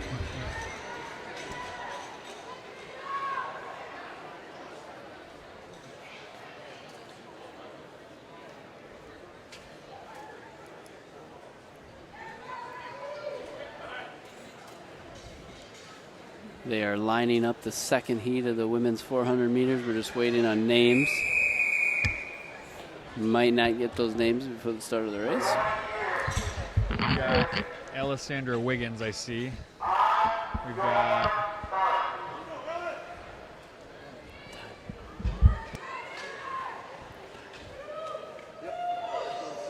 all right, we've got Brandy Kroll, Alessandra Wiggins, Michaela Gates, Precious Stanton, and Trinity Bracy and Ashley Warford.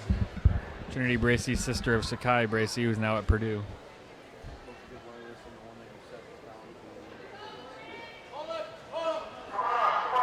They've asked him to come up for some reason.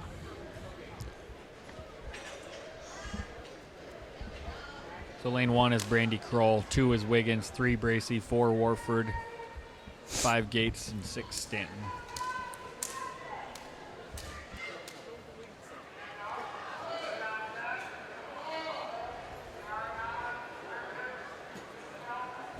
So they asked the runners to get back up. Something they didn't like something they saw, but the white flag's up, and they're going to get it going again.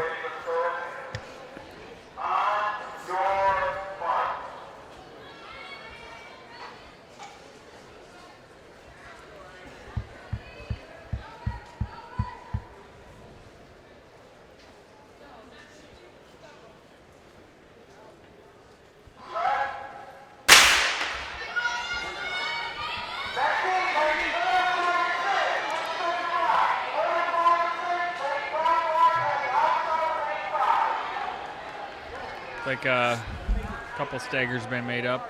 It's like the red girl in the red there's got a lead now. See who it is when they come around. That is Ashley Warford. Ashley Warford 28 seconds. with 28 Alessandra second Wiggins first in 200. second.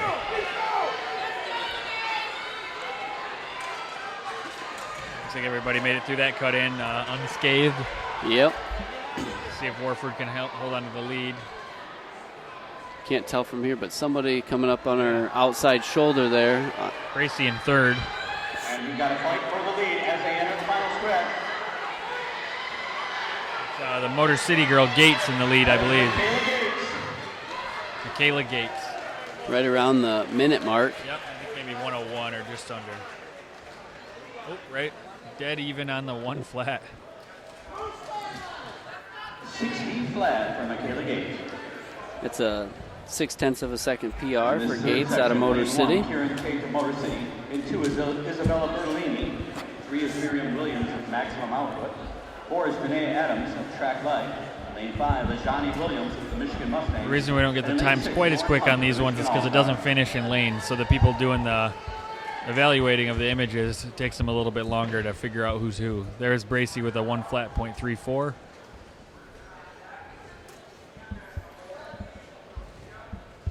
That was the second heat, and now we're on to the third heat of the women's 400-meter dash. Just a reminder, if you do want to see all the results, you can go to bit.ly/MITS2017. This heat, I'm not sure we're going to get names for before it takes off. This third heat of the 400-meter dash, they're getting set in their blocks right now as we wait. Got a couple using no blocks. We got Kieran Tate, Isabella Bertolini, Miriam Williams, Danae Adams, Johnny Williams, and Lauren Hunt.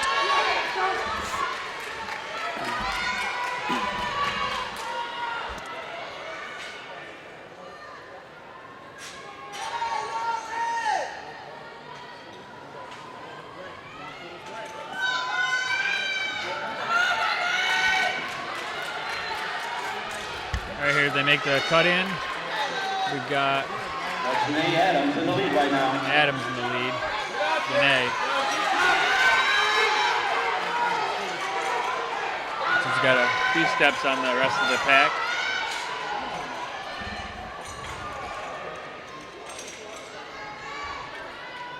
Johnny Williams in the red, I believe, the Michigan All-Stars. She's kind of faded to the back a little. Come around that last curve. It's Adams still in the lead. Danae Adams. Adams in the Isabella win. Bertolini grabbing second place there. Bertolini in second. 59.45. Broke the 60 barrier. Danae Adams 59.45. Bertolini just over.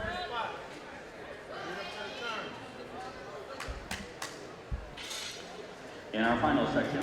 Getting ready for our final section of the 400-meter dash for the women. Looks like some women have not entered the meet, so therefore we don't have all 27 women, so this will be the final heat. 5th place last year. In lane 5, Brooke Bogan of Motor City. And running in lane 6 from Tortoise and Hare, Chloe Foster.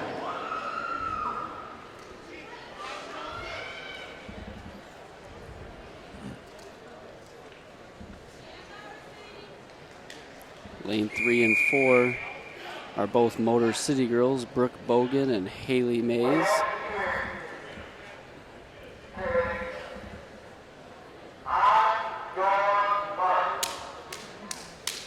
I bet a few of these girls will get under 60. We got Madison Eaton, Shika Amini, Jada Roundtree, Haley Mays, Brooke Bogan, and Chloe Foster. No Ashley Warford. She was in the last heat. Gotcha. So was Adams. There we go.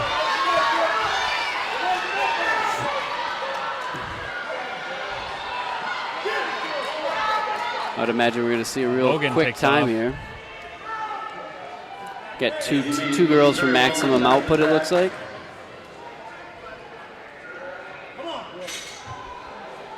As they make the cut in here, looks like Bogan in first, I believe. Got a Motor City dominated race here. 1, 2, 3 for Motor City. Somebody coming on the Motor inside City. there. The white jerseys are Maximum Output. Yes. And then Chloe Foster, Tortoise in the Hair also in there. She's making a move right now. She's passing. We're going to have a great finish here.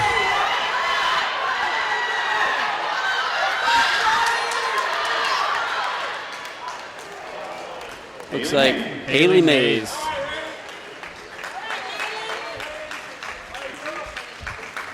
So we'll see the official time here in a second. Haley Mays with a 58.02. Wow. Chloe Foster, 58.41. Up in the hallway upstairs. Also, they are online. Brooke Bogan, 58.44. Close battle for second. Jada Roundtree 58.94. So 4 girls under 59. That'll be your top 4 for the All-Staters also. We'll have 5 sections in the men's 400. In this first, Roshan Morton of Dearborn. There are 5 heats of the men's 400-meter dash.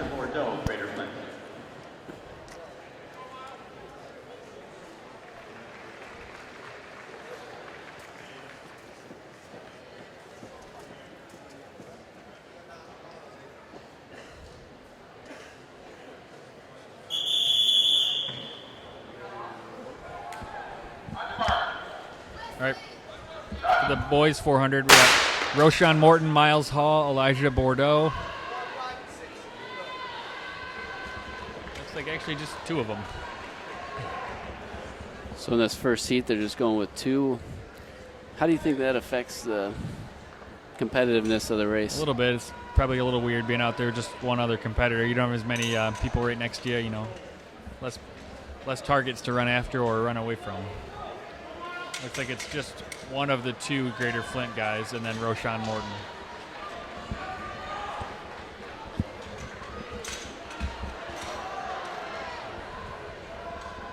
Roshan has the lead here as we come around the last curve.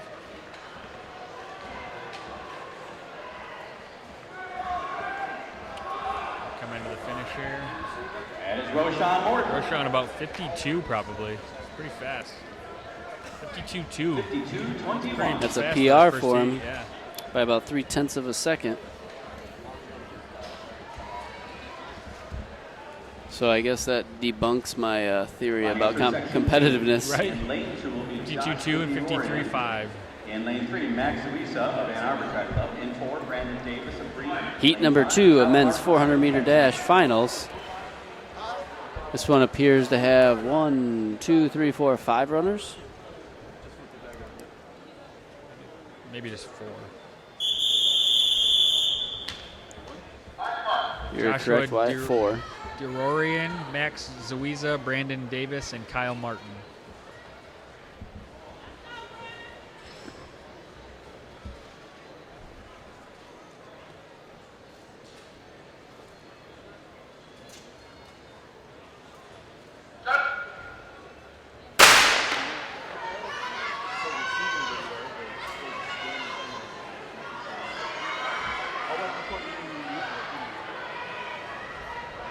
Kyle Martin, that was very fast.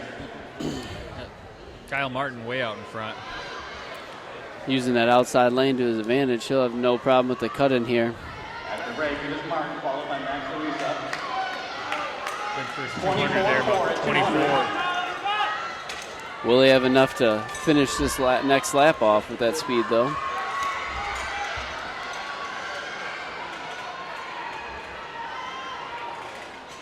He's holding on to the lead, heading into the last 80 meters here. He's got a chase group coming after him, though. Brandon Davis finishing well for Green. He held on to it. Kyle Martin went out fast and held on to the lead. I think he just barely held on, yeah. 52.78 for Martin. Not a PR, but 100ths of a second behind. Brandon Davis. 52.81, 53.2 for Zuiza. Okay, for section 3, lane 1 is Ethan Champney. And lane 3, 3.48 for DeRorian. of Motor City. getting ready for the third heat of the 400 men's. Julian Harris of Ann Arbor Track Club. Lane 5, Anthony Kim of Tempo. And lane 6, Harold Solberg of the Snow Dog. We do have 5 runners in this one.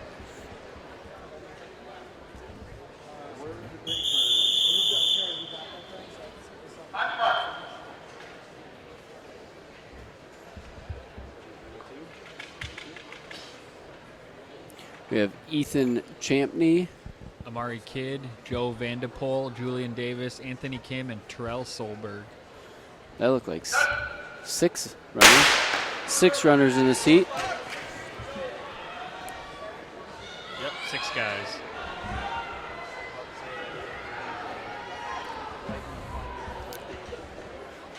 The whole cut-in, a lot more exciting with more people, Right, especially if they're all running similar speeds. right. But it doesn't look like the cut-in is going to be a problem here. At the break, Julian Julian Harris leading so far. 24-3 at 200. Followed by the Traverse City Snow Dog Club runner, Solberg. That's Solberg running in second right now.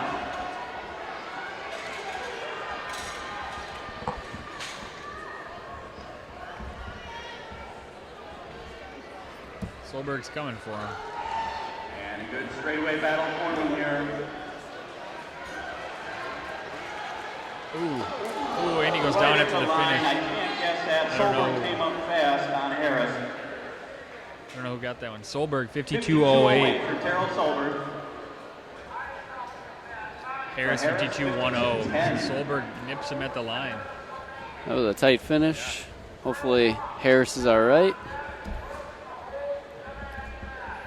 Next up is the fourth of 5 sections of this 400. And this one we'll see Jason Flake. Next up is our fourth heat out of 5 for the men's 400. Thornhill of the All-Stars. And 4, Maurice Gillen. Lane 5 is Bryce Pickett of Motor City. And in lane 6, Deshaun Wafer of Quick Lightning.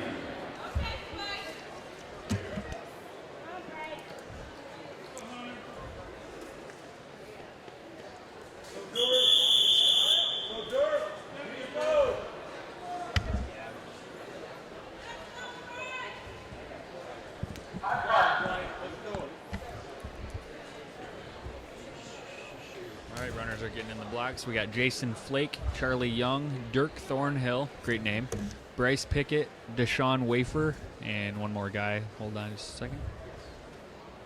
Maurice Gillen. Starters are calling the guys up. They had a problem with where someone's hands were or something.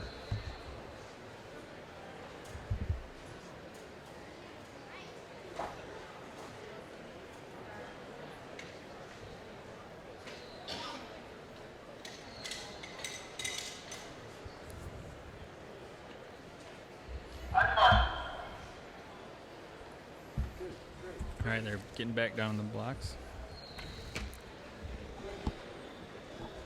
We're going to see some good speed.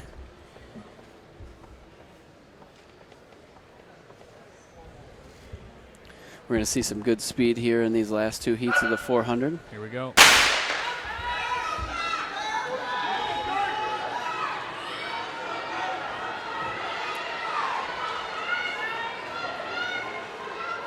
The guy in blue there really made up the stagger. Motor City guy on the outside trying to hold him off.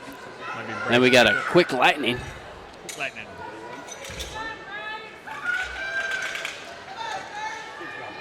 At 200, Bryce Pickett in the lead. 3.4. Everybody looks smooth through the first 200.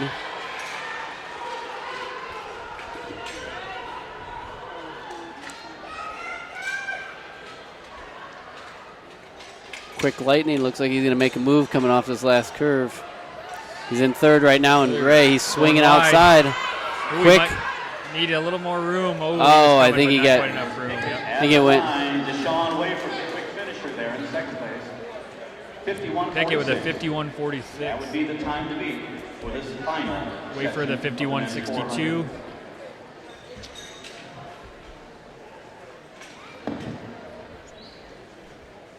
In lane 1, we've got Xavier Hill. Lane 2 is Matthew Moore. In 3 is Jimmy Williams of Maximum Output. 4, James Flournoy of the All-Stars. And 5 is Hunter Harris of Maximum Output. Lane 6, Sean Duffy of the All-Stars. Getting ready for our final heat of the men's 400-meter dash. 2015 all-time state record, 47. 6 fastest qualifying times headed into this weekend's state meet. The meet record of Skylar Bowden is 48.48. Now runs at Alabama. I do believe he was on a 4x4 this weekend at the SEC Championships.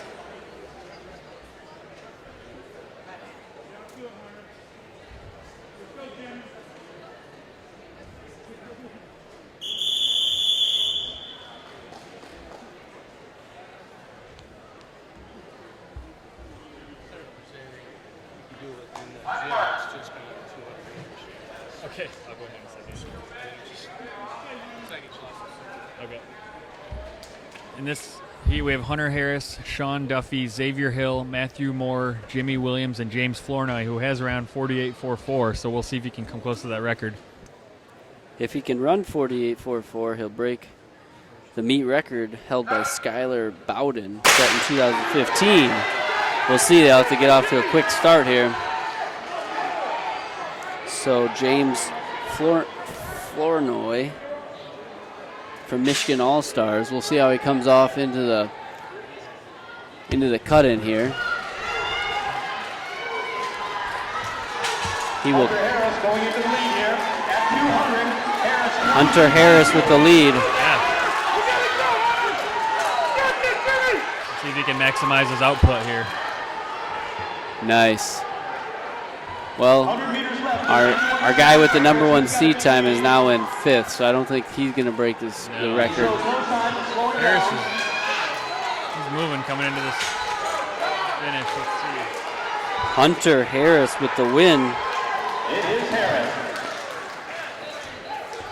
49.81. 49.81 for Hunter Harris. Not a PR, but pretty close. Sub 50. Jimmy Williams second, 50.9. Xavier Hill. Have some quick long jump results for you. Top 3.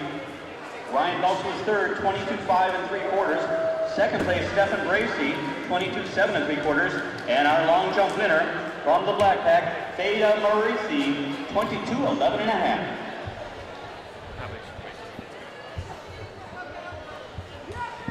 Next up is the girls 1600.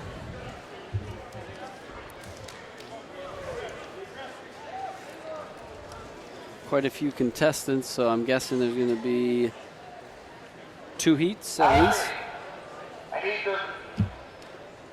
Maybe 3.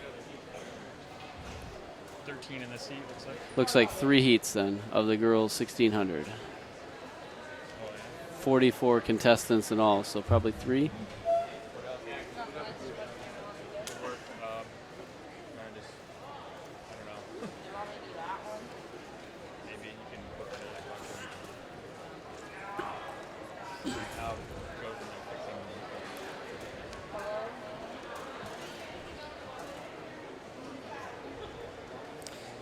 Some of the contestants in the first heat of the girls 1600 is Kayla Fortino, Raina Raymond, Lauren Buckner, Tia Johnson, Katie Vitu, Lauren Perel, and they're off.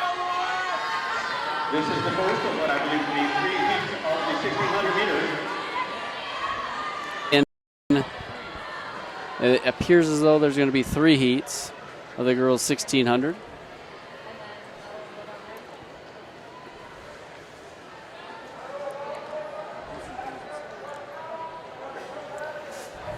I'll try to give you some names of some of the runners as they come by, and I can take a look at their bib numbers. In the lead after lap 1, bib number 214, Kayla Fortino from Spirit of Pre in first.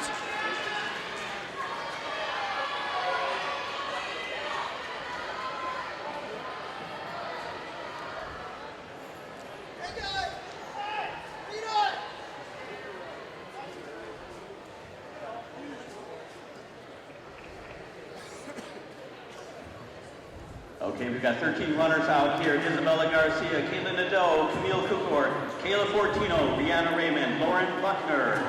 Fortino still in the lead after 400 meters, comes through at just over 5-minute pace. In second, bib number 125, Caitlin Nadeau out of Lake Erie Striders in second. Also out there, Jenna Smith, Katie Batu, Lauren Perel, Sarah Payne, Mackenzie Wank, and Becky Cantrell.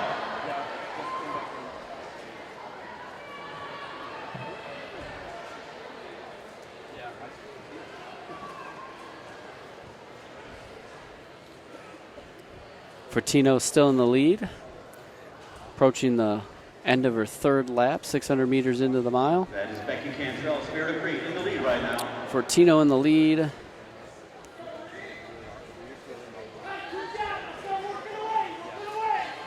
Bib number 88,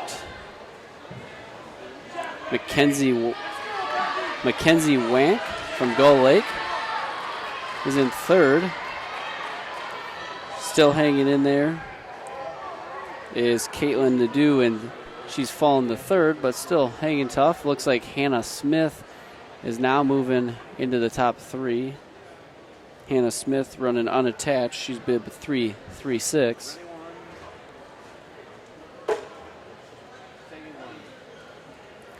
We'll be hitting the 800-meter mark here. I'll correct that. That's not Hannah Smith. That's Jackalope runner. It's a Jackalope runner, and I don't see her name on here. Sorry about that. I'll try to check her bib out this next time around. A big breakaway for Garcia.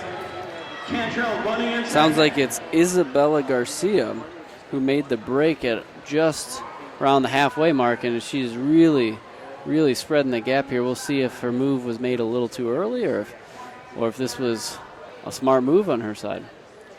So we have Isabella Garcia in the lead, and we have Fortino in second place.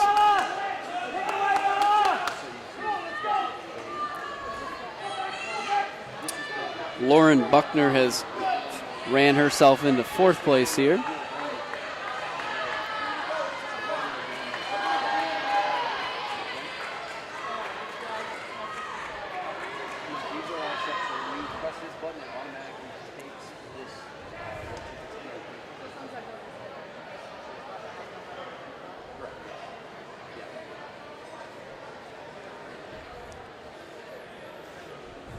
Isabella Garcia from Jackalope Track Club. Looks like 2 laps to go in the lead. But 256, runner 256, Lauren Buckner chasing her. Fortino in third. Runner out of Gull Lake, Mackenzie Wank. Wank is in fourth.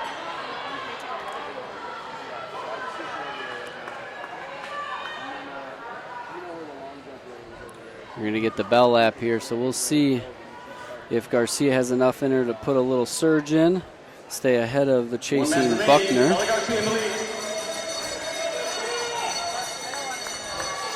Garcia's lead has shrunk a little to Buckner, but neither of them look like they got necessarily any more speed than the other. They're both working hard to stay in first and second.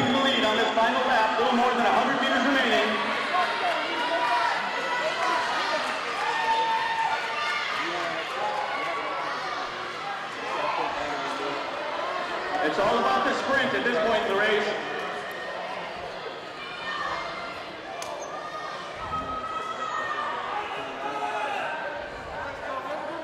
Isabella Garcia is going to hang on to the lead. She's going to win with about a 5:22. Mackenzie Wank will come in second there. Third place will be Buckner.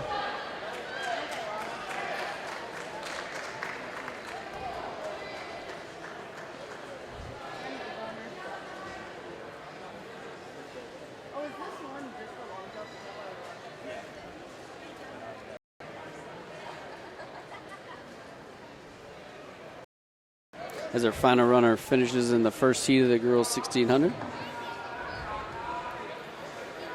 We prepare to start the second heat out of 3 for the girls 1600. Winning time in that first heat was 5:22. I have a feeling that might not be enough. This will be a very fast event today.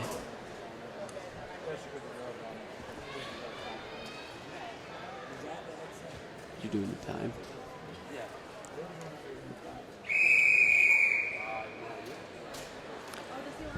Starter is second heat, getting ready to start here.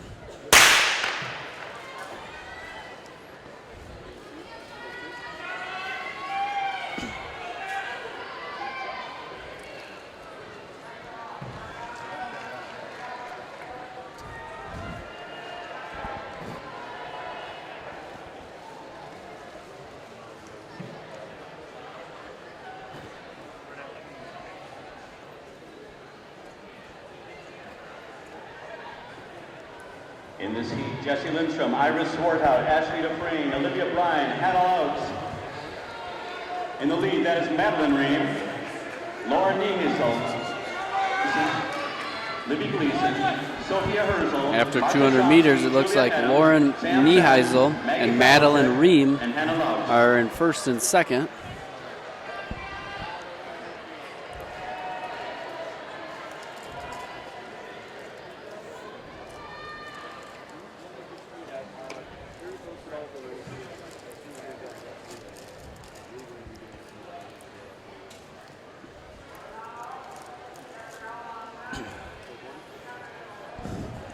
.400 meters in, coming through right at just under 5-minute pace. Same two leaders right now. Madeline Ream and Lauren Neuheisel are the leaders right now in the seat.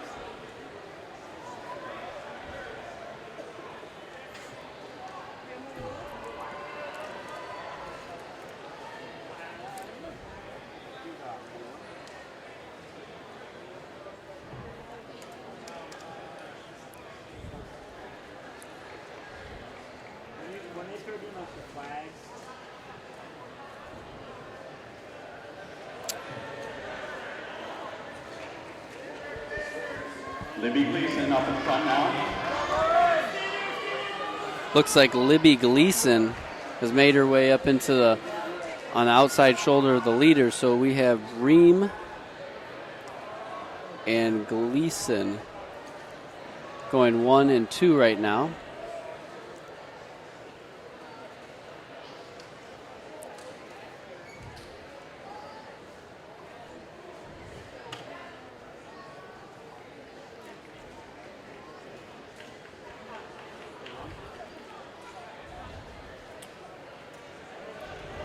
Ream and Gleason, 1-2. 2:36.4 halfway. In fourth place, bib number 328, is Samantha Signs. Runs out of unattached, but Concord High School.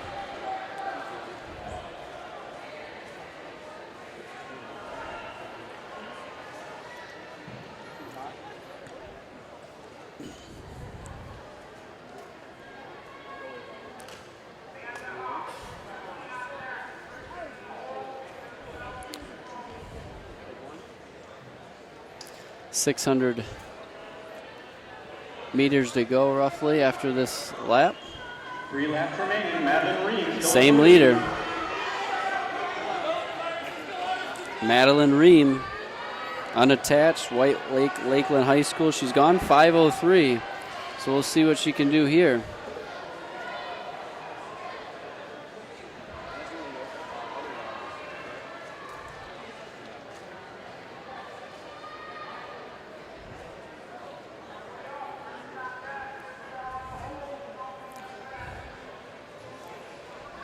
Ream has done a lot of the leading in this race so far, pretty much right from the gun.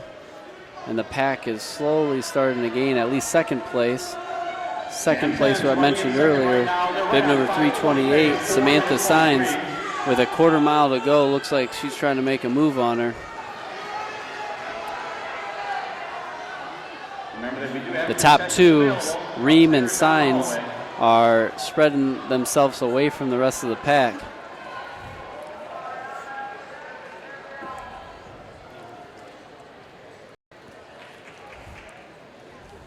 Entering the bell lap, Signs. We saw her in 2 relays running a 400 and a 200, a lot of range for a distance runner.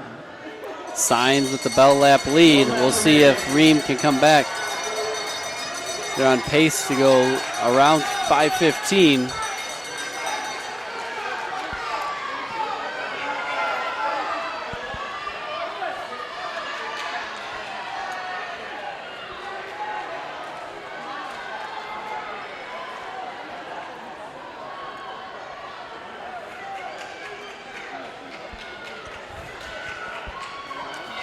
Ream comes back on the outside shoulder and passes Signs. I think she's going to keep this lead. She's going to win with about a 5:18. Signs 5:19. So the top two under 5:20. a well-raced second heat for the girls 1600. This is where it'll get interesting in our next heat, with 5 girls have gone sub 5.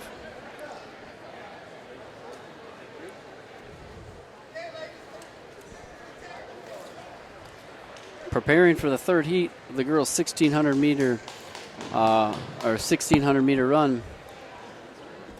A lot of big names and fast times in this heat. Top time coming in, Anna Jensen with a 4:54, Ann Forsyth with a 4:55, Maggie Farrell a 4:55, Karina Duffy 4:58, Anna Barrett 4:59. There's a couple that have run just over 5. And they're off.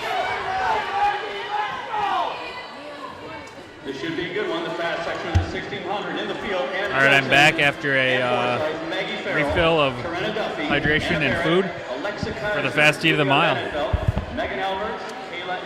Sorry, I know you missed me, BJ. He's shaking his head no. I don't blame him. A lot of studs in this race. 4:55 beat record. That might go down. He's now running for the University of Michigan.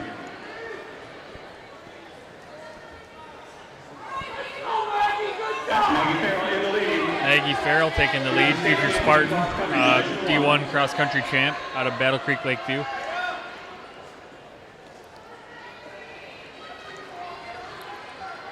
And Jensen in second out of Midland. She's a middle school phenom. 450 as an 8th grader. That's borderline unheard of. Maggie Farrell looks like she's going to come through the first 400 meters in about 1:13. Very fast pace for the first 400 meters. Looks like third place is Anna Barrett from Northville.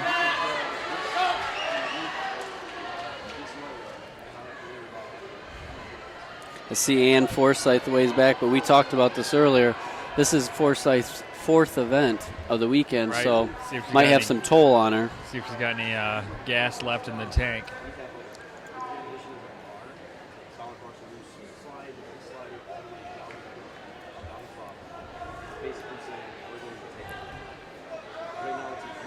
Great pace through 600. Maggie Farrell still in the lead with Jensen in second, Barrett in third. Yep. Forsyth looks to be sucking air right now. See if she can close a little better.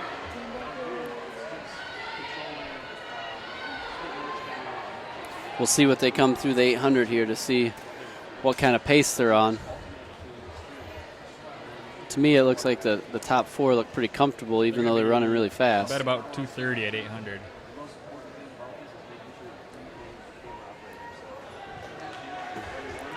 .228, 229. Farrell, Jensen, Barrett, and Barrett's in third, and Duffy, I think. Karina Duffy. Yeah, in fourth. Yep. And Forsyth moving up fast. Duffy the third in D1 XC, Farrell first, so they ran against each other quite a bit. Jensen was right up there too for most of the race. So the infield announcer, our stadium announcer, mentioned Ann Forsyth went from the back of the pack to now she's trying to catch this lead group, and she's almost caught him. Putting on a big surge here. Her middle 800's probably pretty quick.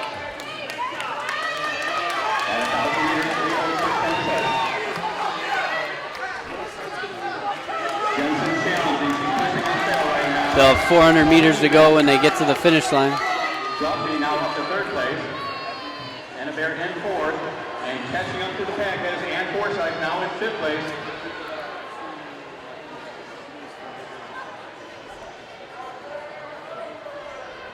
We'll have 2 laps remaining when they come by the finish line here. 400 meters to go. It's still Farrell. Looks like Jensen wants to take the lead there, and she does around the outside. Jensen does have a little more wheels, I would say. A little more on the speed end than Farrell, so we'll see if that shows. I mean, Jensen's ran 58, I believe. So got the turnover to But close. Duffy putting a fight in there going past Farrell.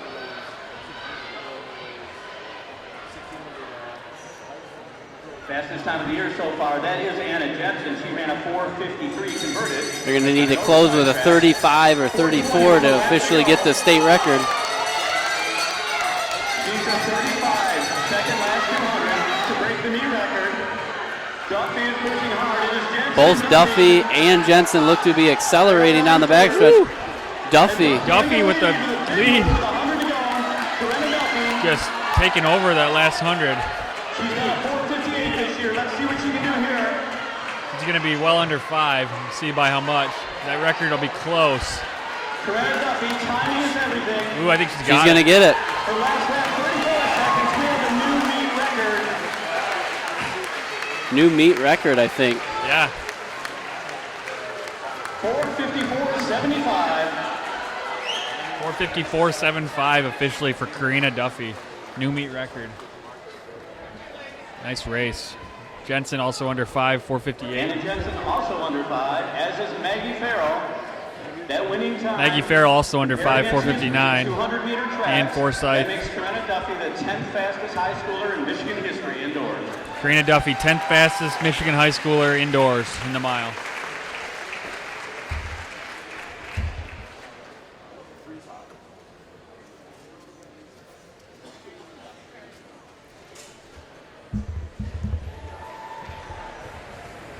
We will have 3 sections of the boys 1600 meter. This first one will There will be have 3 heats.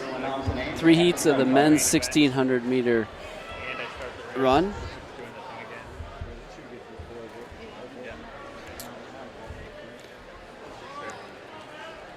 Like he's got it down.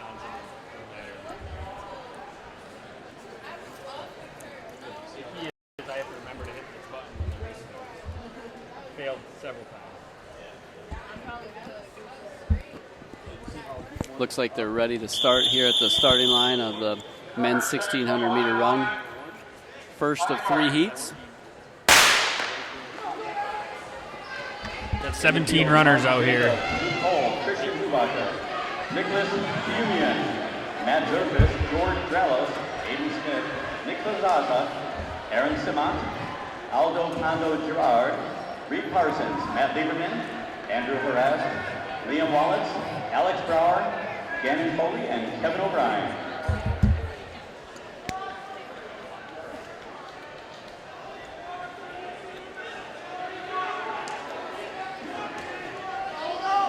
At the lead, and it's Mark Jacobs and Luke Holt.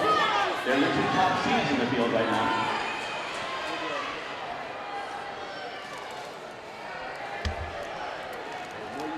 We got looks like just a big pack right now for the first heat of the boys mile.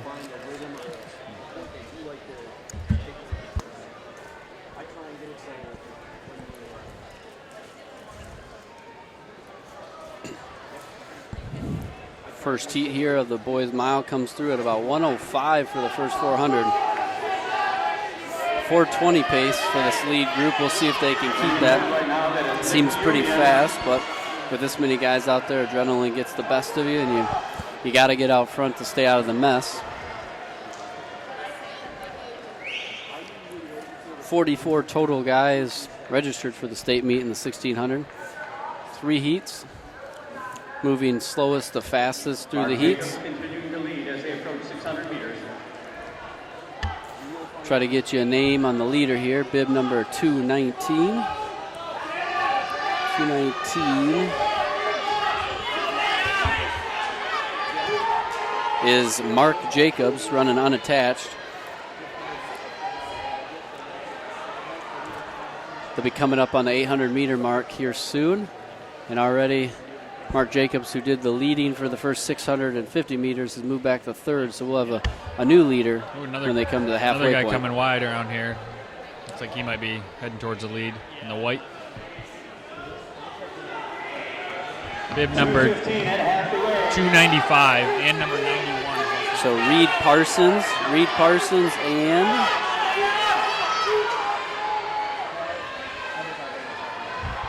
we don't have a bib number 91.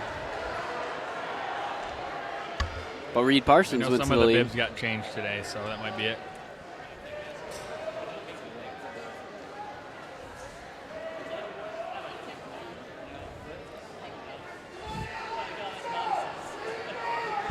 know the background on this. So bib number 91 is Christian Hubaker. He's entered as the fastest time, but that was his PR, not his seed time. I saw online that he had kind of messed up his entry. Oh, I got you. So they put him in the right heat. Yep, so they must have fixed it and put him in the right heat. That was his PR from last track season, I believe. Well, he is winning this heat. So and, I mean, if he's going 4:17, he's probably should be up in the front of this heat. So unfortunately, he's going to have to do some work to try to get in the top 8 out of this first heat, which is very difficult to do. We've seen it done.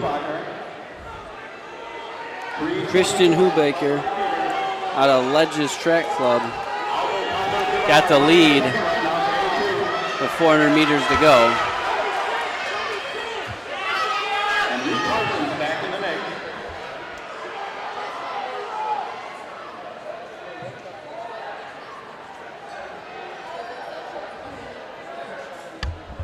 Hubaker's still in the lead. He'll have 200 meters to go. He's going to hit the bell lap here. Marcus Jacobs running second. 3:59 with a lap to go. Bib number 289 getting in the mix. That's Matt Zerfus out of, I think he runs for Fremont. Yep, he's a cross-country stud in the fall. You can tell these guys lengthen their stride and are really speeding up on this last 200 meters. Zerfus is coming. Both great kicks for both of those guys. He might run out of room. Well, he might get him. Wow, what a good racing by 91 there, Hubaker. Ran wide there. Yep. Made the guy behind him run wide too.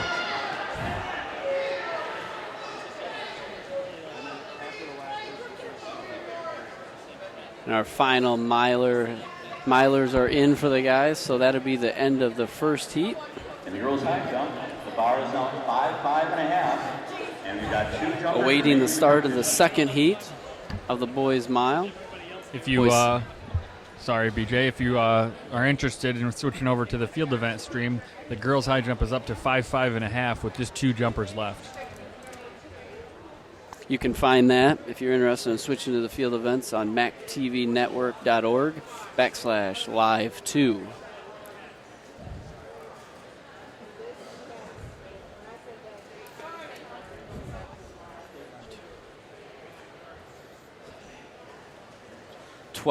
Looks like 12 runners out here in the second heat.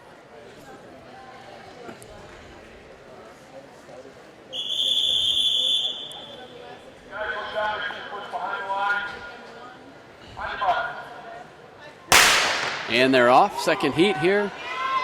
The boys' 1,600 meter run.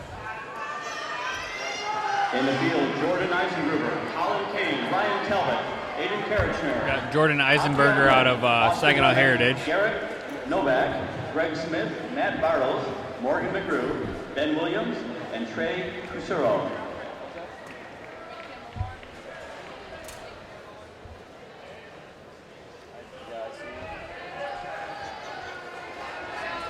Leader after 200 meters, bib number 125. That's going to be Trey Sakuro, Northfield Wolves, taking the early lead. I believe he was an all-stater in cross-country, D3.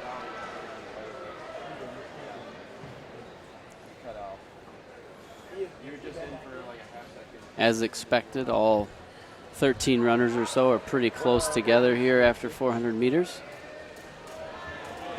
Yeah, nice big pack here. Still in the lead. 90 in second. Remember, coaches, during this race, no running back. Jordan Eisengruber of Leadfoot Track Club is in second place. I believe his brother Parker runs at SVSU.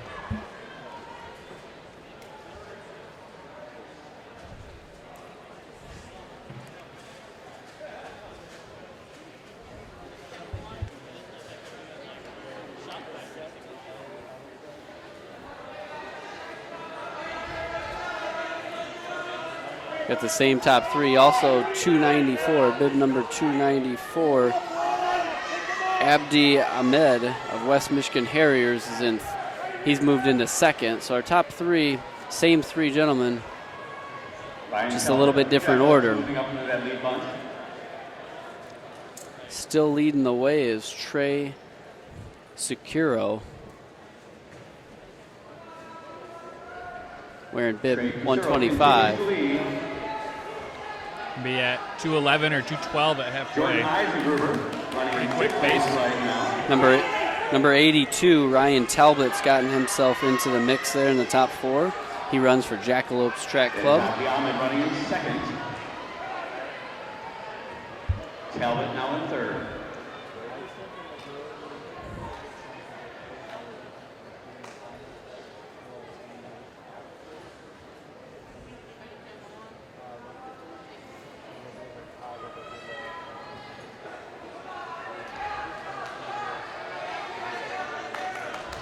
And fourth,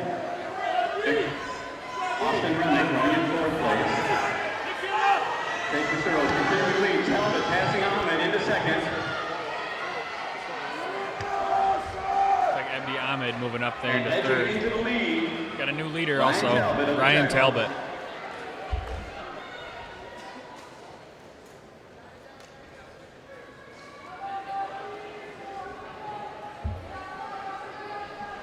There'll be 2 laps remaining for our leaders at this point.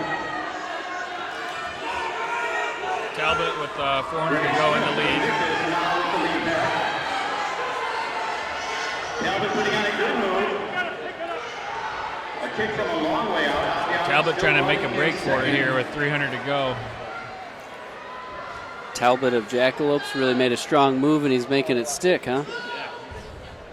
Trying to give himself some space for this last 200. Hopefully he can hold everyone off. On pace to go about 425. Yeah. Looks like he's not slowing down. He's still kicking. He's speeding up even more. Abdi Ahmed running in second place. Abdi Ahmed in second. But up front, that is all Talbot. 100 meters left.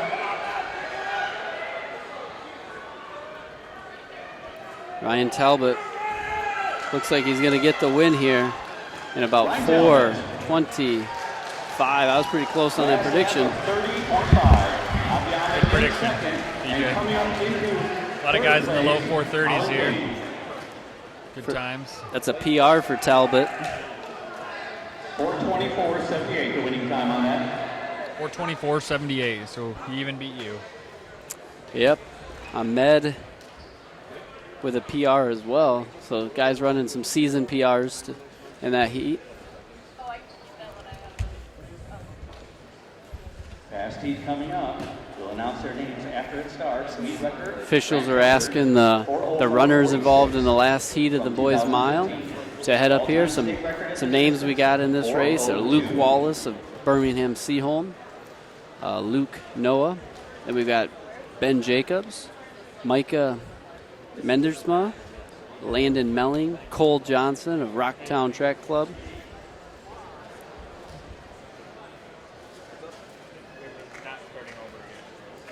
Looks like we have Anthony DeCraker, who we've seen this is probably his 4th event of the weekend. We saw that effect and Forsyth. We'll see if DeCraker can run a good mile after putting down other events at fast speed, so always gets to the body. We got Yami Albrecht in this race. Had a great cross-country season for Caro.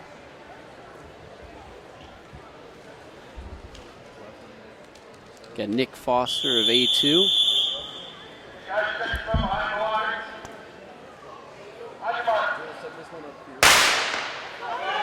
Okay, in this race, we've got Luke Noah. He's your top seed right now. A lot of talent in this field right here. Ben Jacobs, brother of Noah Jacobs, future Wisconsin Badger. I believe he's kind of injured right now, but looks like Ben's good to go. Landon Melling from Hanover Horton, he's an all-stater. Anthony DeCracker, I believe.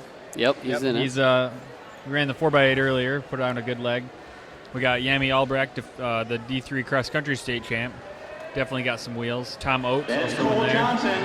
Rocktown's Cole Johnson leads the way. Cole Johnson ran 4:10 as a freshman, so you know he's got some speed in those legs.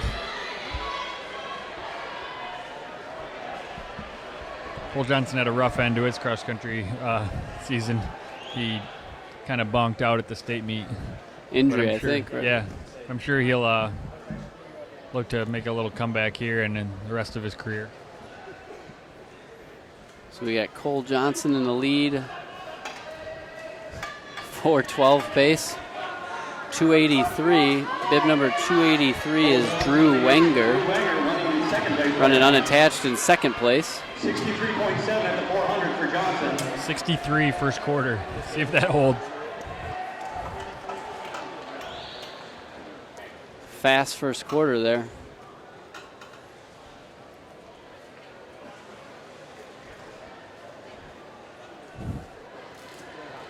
That is Tom Oates in the yellow. Tom Oates taking the lead, or at least coming elbow to elbow with Cole. Tom Oates from Possum Nuggets.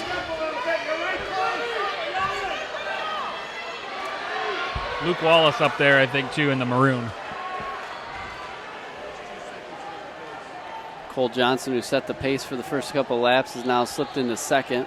We'll see if he is fallen in the second or if he just wants to get behind somebody for a little bit here. Right, let someone else lead. It does look like they slowed down a touch for the second 400. Still going to be pretty quick, though, under 210 or right around 210. 208. Halfway, 209.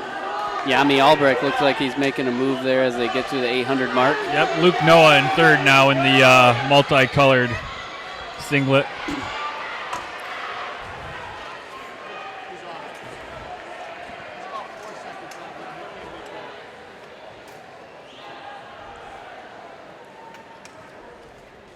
Tom Oates still leading the way, but Cole Johnson looks like he's pulling back up next to him, eager to pass him here. I think we're going to have a nice finish to this one. Luke Noah in third, really close to those leaders. Landon Melling up there, too. It's Oates, Cole Johnson, and Luke Noah. Yami Albrecht has really made a move. He's into fifth, and he's right on that group now. He does have good closing speed. Yeah, he does. He's definitely within range.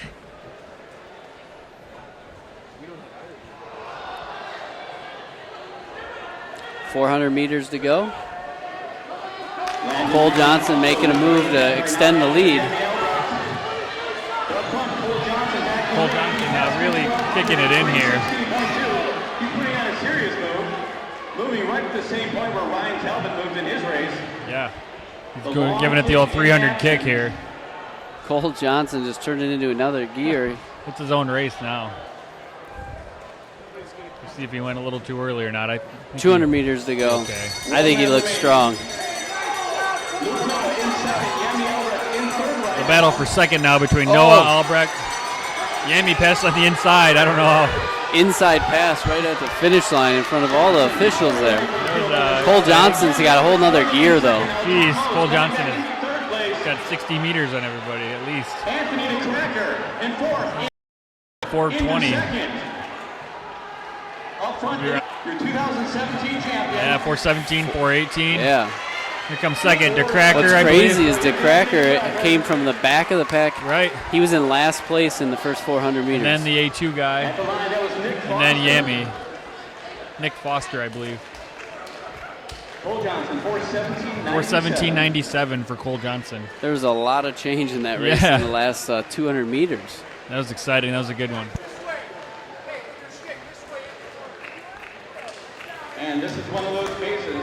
After the finish of the boys 1600, we're going to transition here into the girls 800 meter run. The previous race will place him second overall.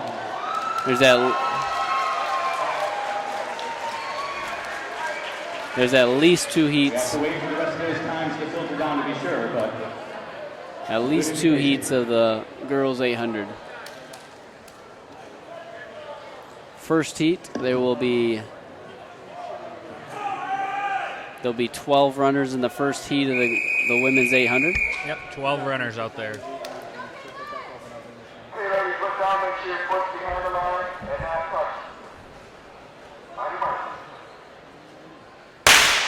And the first heat's off. this is the first of two sections of the You got Jayla Jones, Janee Hill, Carissa Scher, Kate Forsyth, And others. some more names. There's others chasing. The names went off the board before we had a chance to to get them all Anya named. Turner and Erica Rapp.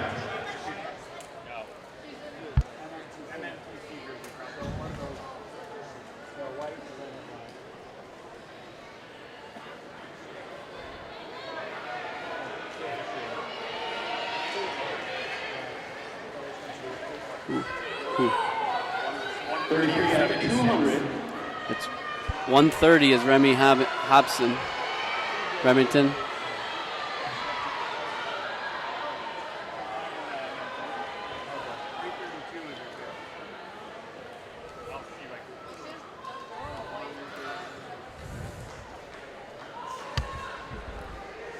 As they come up here in the finish of their first 400 meters of this race, we'll Really strung out already.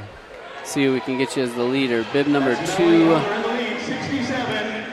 287. 287. That's Melanie Helder. I believe that. Be nice if I could he is- read. Yeah, much faster than that seed time outdoors. I remember that name from the spring. Runs for Hudsonville High School. She's out in the lead in this first heat of the 800.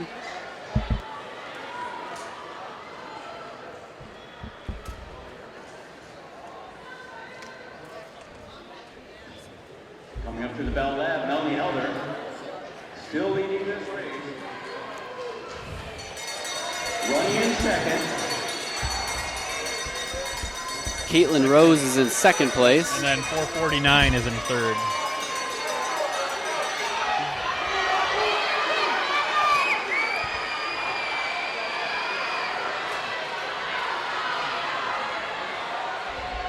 Battle up in the front. We've had a lead change. Melanie Helder now in third place.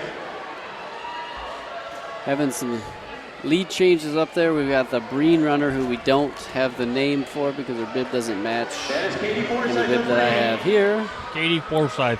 But it's Katie Forsythe with the win. Just about at 220. Caitlin Rose 220, in second. 221.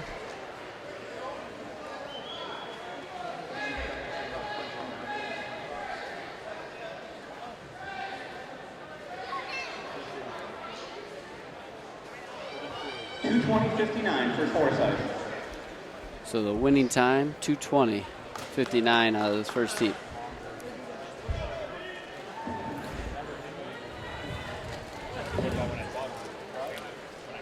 Now we're getting ready to start the second heat of the 800-meter run for the girls.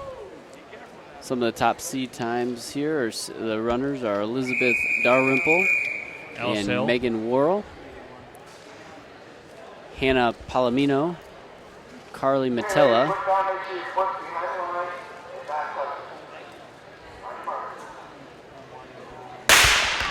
they're off.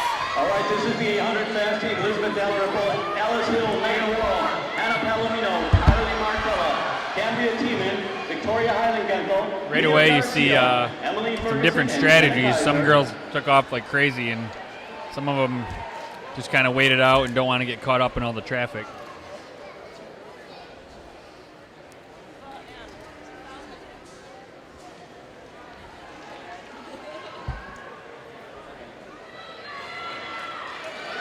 That is Heilingenthal in the lead, followed by two of the Breen runners and Alice Hill. I'm going to guess this is Victoria. Yeah, Heligathal from Milford. That first 200. He had a great cross-country season last fall, or this past fall. Team champions, kind of upset a few other teams, and she was like their number 1 or 2, I believe. She runs for Michigan Racers. She's got the lead almost 400 meters into the run. Up near the front for Breen, that is Dalrymple, Worrell, and Palomino. You saw them earlier on the relay. Alice Hill is breaking out. Alice Hill just swung to the outside, had to kind of elbow her way into the outside there. The Breen pack coming right behind her. Well, there's 4 Breen girls in there. Yes. 3 red, 1 white. 2 of the Breen Jersey. girls have the top times coming in. Right. Alice Hills ran a 2:10 or so outdoors, so she's always a threat.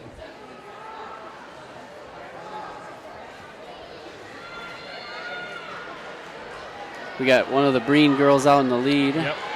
Looks like it is Worrell, 40, Megan 43, Worrell, Yep. with Alice Hill behind her. And then Helingathal also there in third. The charge being put in on this last bell lap here. Second place, all throwing down the kick. Alligator in third. Moving up fast on the outside, that is Mia Garcia into fourth place.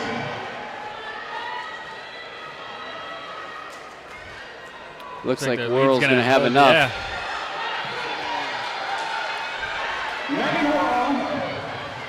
Megan Worrell with the win. Lingenthal second, Hill third. Nice. That was a good race. Some fast times. Worrell with the 2:16.99. 2:16.99.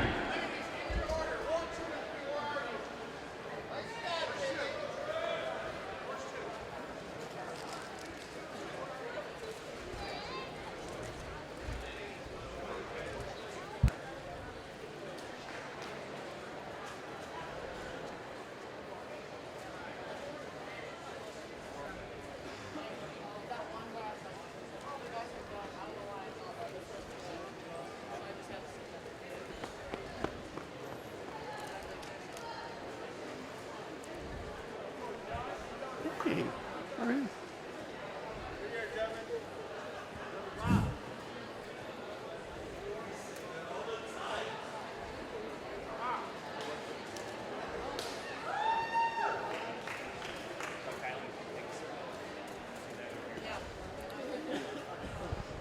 We have our first heat of the men's 800-meter dash getting ready to start here. Looks like there'll be 2 heats of the men's 800. Looks like they've packed in quite a few runners in this first heat because there's 35 total entries.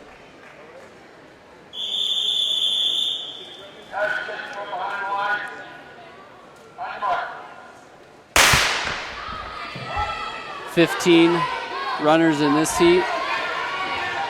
The first of 2 men's 800-meter races, Michael Allen, Josh Smith, Yafet Gabramario, Nolan Maupin, Francisco Valdivinos, Natunji Page, Josh Cook, Josh Momeyer, Zach Goddard. Try to get you an update on who's in the lead when they come through here on the first lap. Looks like somebody from Michigan Racers. Bib number 109. Bib 109 is Joshua Momeyer out of Michigan Racers. Has a PR of 2:03 coming into today. Looks like somebody's already made the move on him to get ahead of him. Maybe Spirit of Free. Yep. If that's bib number 146, it's Josh Cook. Yep. So Josh Cook leading Josh Momeyer. And then bib number 4, also up in there. Natunji Page. Yep, from A2. He's getting up there to mix it up with the Joshes. They're just joshing around up there anyway. Dun-dun-dun-ch.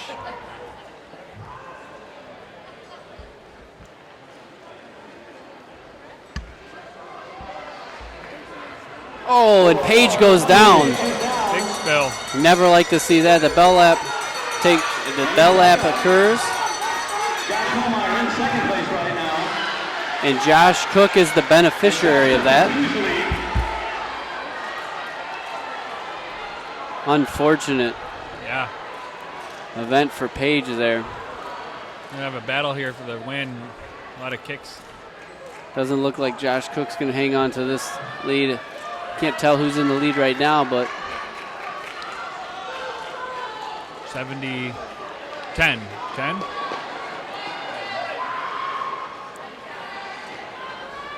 Yafet Gabramario with the win there. Yafet Grimarimim out of Ann Arbor Track Club comes up out of nowhere and takes the win.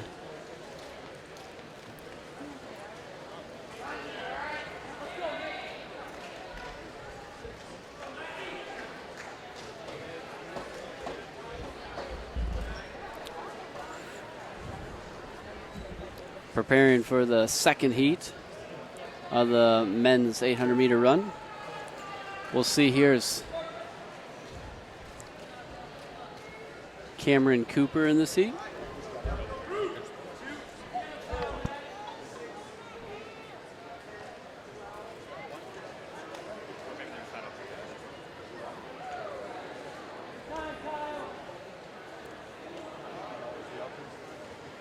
Meet record in this event, 152.54 by Donovan Brazier, who 1 year later ran 143. Here we are in the second heat of the men's 800-meter run. Cameron Cooper's got the orange top on. He's bib number 113. In the 4x8 earlier, he got the baton on the anchor leg, which looked to be insurmountable. And he made up the gap plus some and ran what would be the state record in the open 8. Well, that was quite the race. That was fun to watch. That's super Let's see if we exciting. get another one here. And they're off. What does Cameron Cooper have for us? Jordan Pettis and Noah First, John Grande, Ethan Onweller, Kyle Mess, Dewan Hawthorne, Austin Rippey, Ryan Patrick. There's a couple other guys that have low Marcus Johnson. 156 time and 158.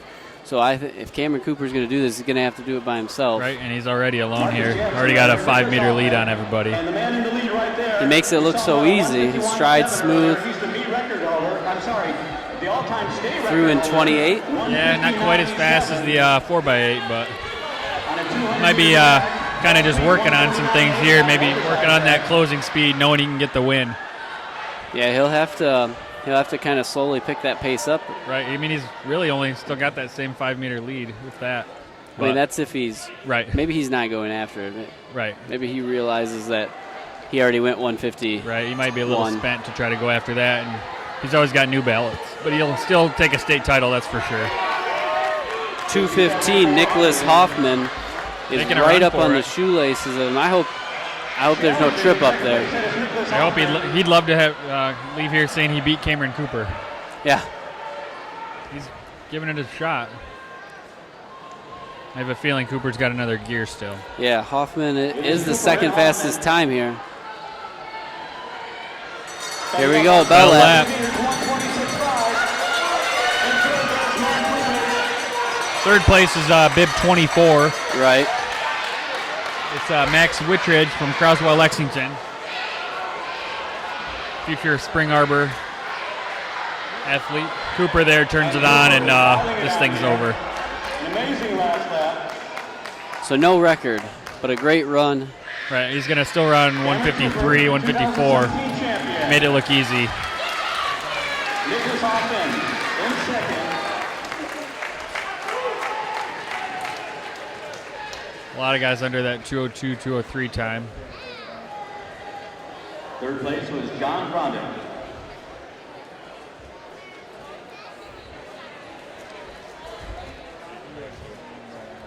Some quick results of your high jump.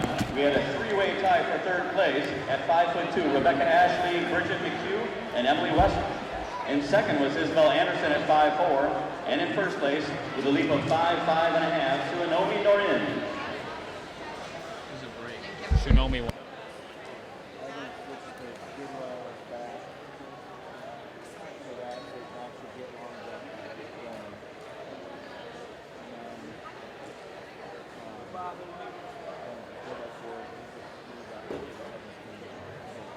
At this point, on the schedule, if you look at it, you'll notice there's a half-hour intermission. That's because so many of the athletes who are going to be in the final event, the 4x4, were just in this race and just in other races just a little while ago. So to give them a little bit of time to cool off, get ready, get their head together for the main event here, the final event, we got a half-hour break. Concession stand is open, hot dogs and pizza.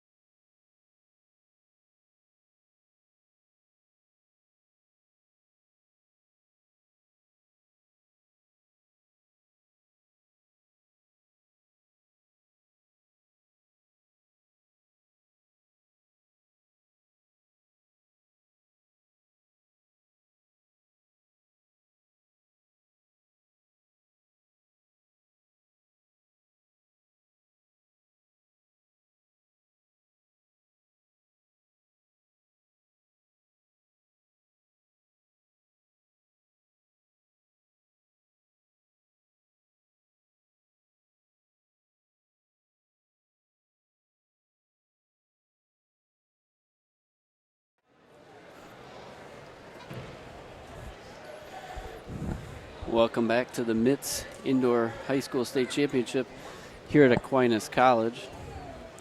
We have our final running event of the weekend. It's going to be the 4x400 meter relay.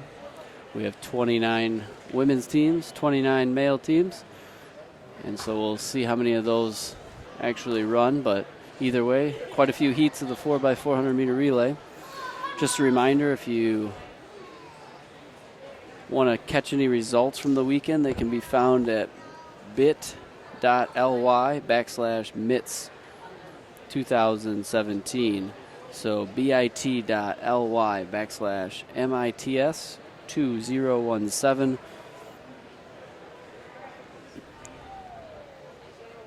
There is still some field events taking place, long jump still occurring. If you want to watch any of that action, you can watch at mactvnetwork.org/live2. It appears as though high jump still has a couple competitors. They're bringing the first set of 4x4 girls teams up to the line. Looks like there'll be 5 teams in the first relay.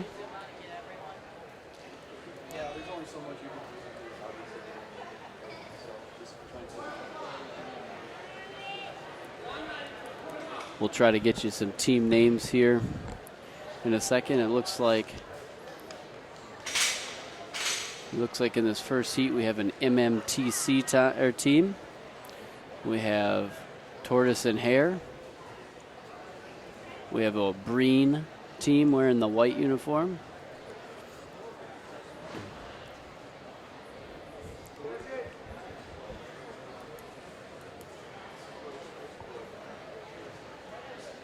We have Knights Track Club out there. This will be the first of 5 sections, the women's 4x4. One of the teams out there appears to be maybe the Seagull Track Club.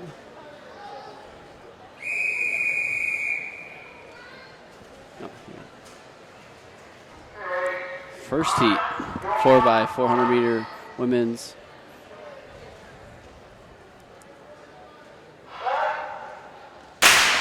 Clean start.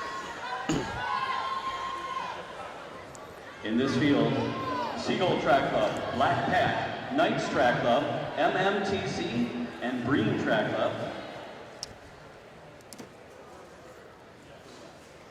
The Breen Club will feature some of the athletes we saw on that amazing 4x8 earlier today and came back in the 800 meters.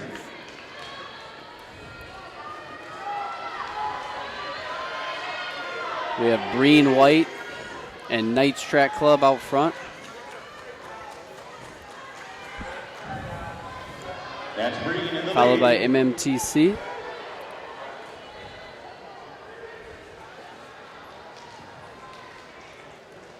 Breen White out to a commanding lead in this first leg.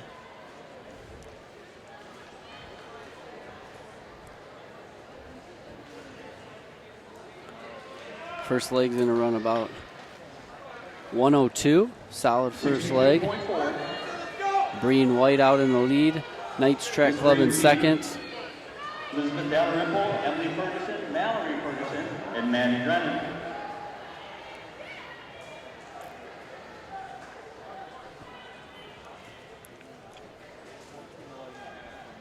Running in second, that is the Knights. Emily Badgemum, Anna Berg, Aubrey Doucette, and Katie Westfall. Breen's second legs keeping the lead, but Knights Track Club closing the gap a little bit on this second leg.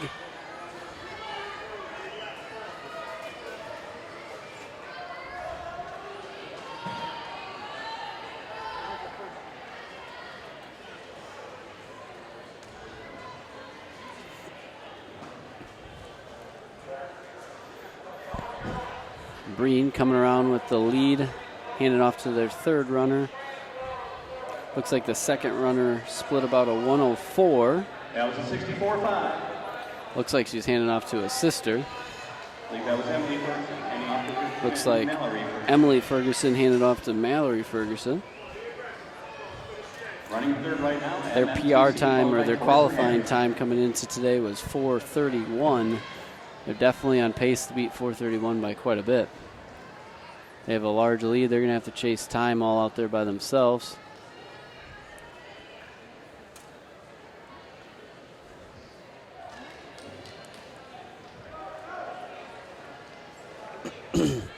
Spencer Hall, if you're in the building, we've got your wallet. Knights Track Club, their qualifying time was 4:28. They're on pace also for a PR.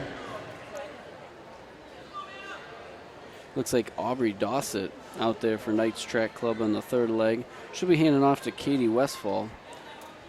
Mallory Ferguson's going to hand off to Maddie Drennan. Looks like a second 104. The sisters both split 104.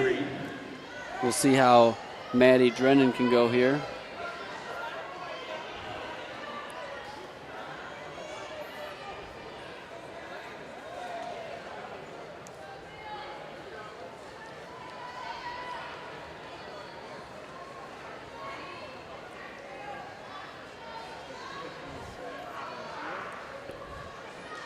Breen in really good shape here.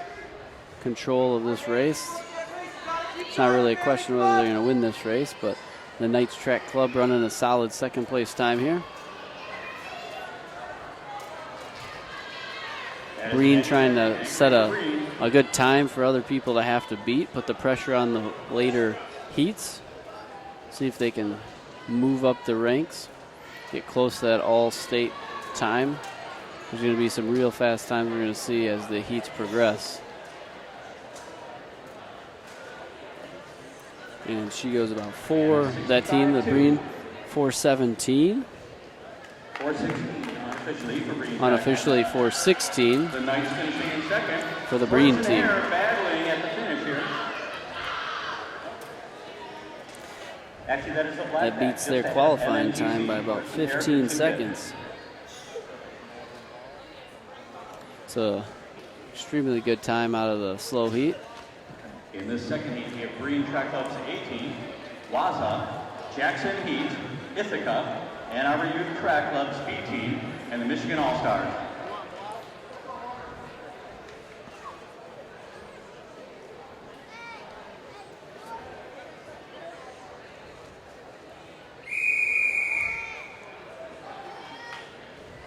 We have our second heat of the girls' 1,600 meter relay.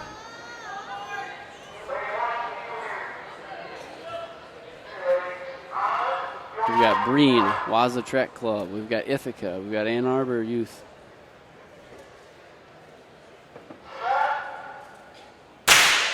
And they're off. 6 runners. We got Michigan All-Stars.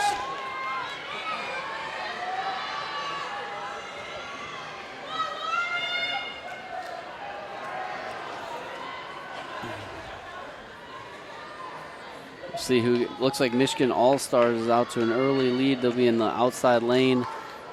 They'll cut down. Looks like no problems with the cut in here. Michigan All-Stars in the lead with Ann Arbor Track Club next. In the lead, that's the All-Stars. Ann Arbor Youth Track Club running in second. Breen in third. Waza holding fourth right now.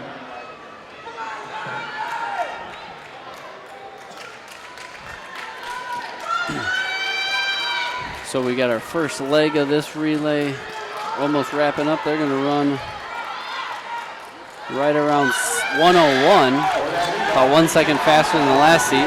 Michigan All-Star in the lead, Ann Arbor Track Club in second, Breen in third, Waza in fourth. Looks like Ithaca in fifth, and that would put Jackson Heat in sixth.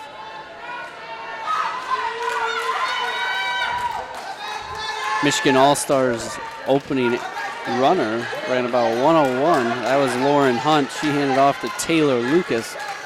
Taylor Lucas pumping those arms, trying to stay fast. Breen and Ann Arbor Track Club trying to catch. Breen's second leg is Hannah Palomino. We saw her earlier run really good race in her individual race. Breen Track Club has moved into second, passing Ann Arbor Track Club. In fourth, we have Ithaca. And Walker running fifth. Second leg of Michigan All-Star runs about a 102. Hands off to the third leg, but Breen is close.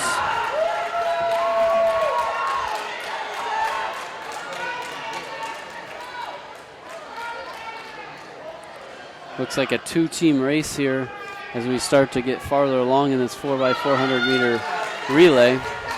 In fact, the third leg of Breen's team, Lauren Fulcher, has taken the lead.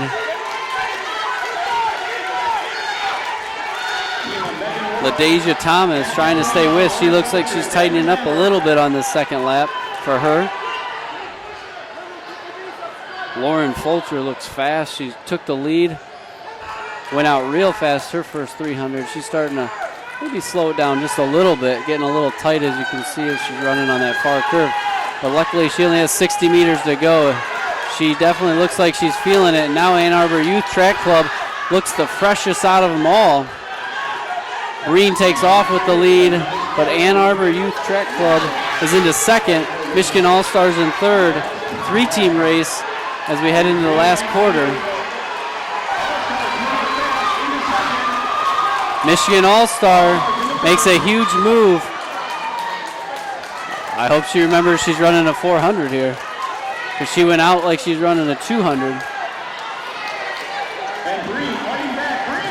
Breen back in the lead. Natalie Lambert withstood the charge for Michigan All-Star.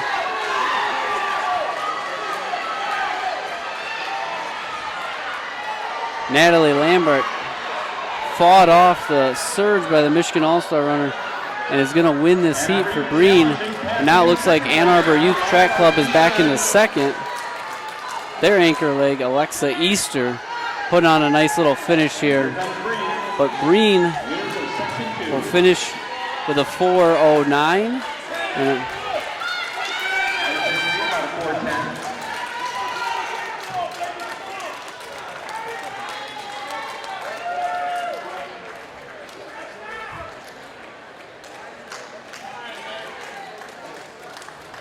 relay teams and coaches, remember that what a race. For those awards for relay teams, all four need to report for their awards at the same time, or the coach has to pick up the awards.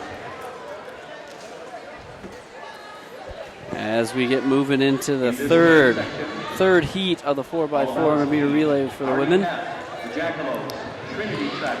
A lot of these teams are beating their qualifying times by quite a bit.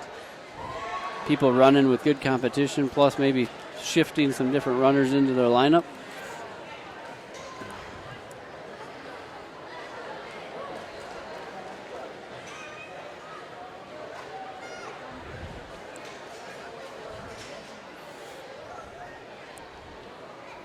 Third heat appears to have 6 teams competing. Those 6 teams are Jackalopes, the Jackalope Running Club, RDF, Infinity, one of the teams out there looks to be Trinity,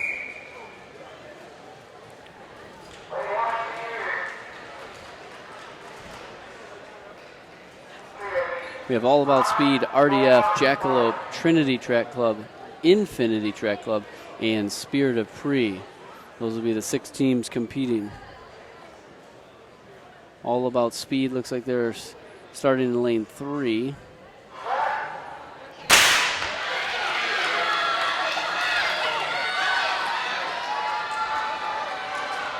Spirit of Pre starting out in the outside lane.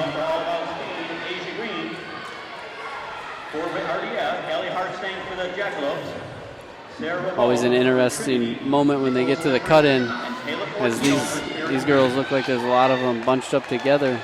But they get there, no problems. Leader came out of lane 3. All About Speed.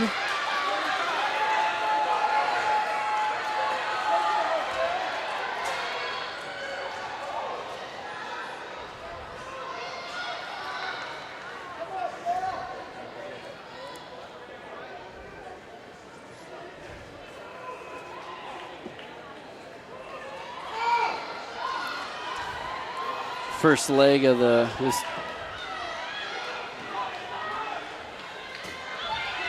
just a little bit over 1 minute there for the first leg.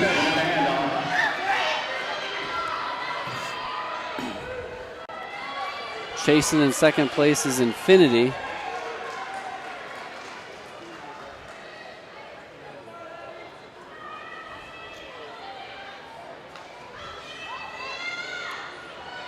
Looks like after one lap into the second leg, Infinity trying to make the move. All About Speed trying to keep her to the outside. Smart running by the leader in the black uniform. RDF in third, Spirit Dupree in fourth, Jackalopes in fifth.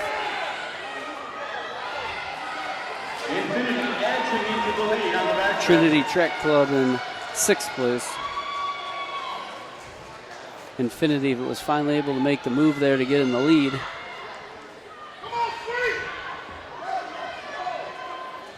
Infinity a handoff to their third leg in the lead.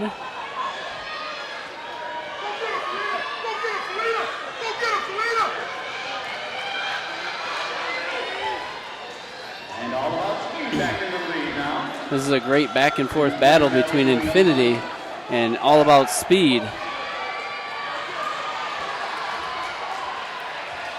Back and forth between first leg, second leg, and now third leg. All About Speed back into the lead.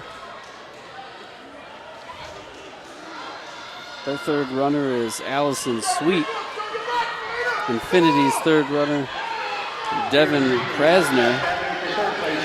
All About Speed looks like she's getting a little tight there as she's about almost 300 meters into her 400-meter leg. They're going to hand off to the anchor leg in another 100 meters here. And Infinity starting to pull a gap on All About Speed. In fact, Spirit Dupree in third place looks to be making a move they'll be close to second place. They are in second at the handoff. So now does Spirit Dupree have something to give? Infinity, anchor leg in the lead. All About Speed makes the move on the outside. We saw this in the last heat. Runners running it like it's a 200-meter dash, and then on that second lap, they're feeling that lactic in the legs. They just can't keep it going, but we'll see.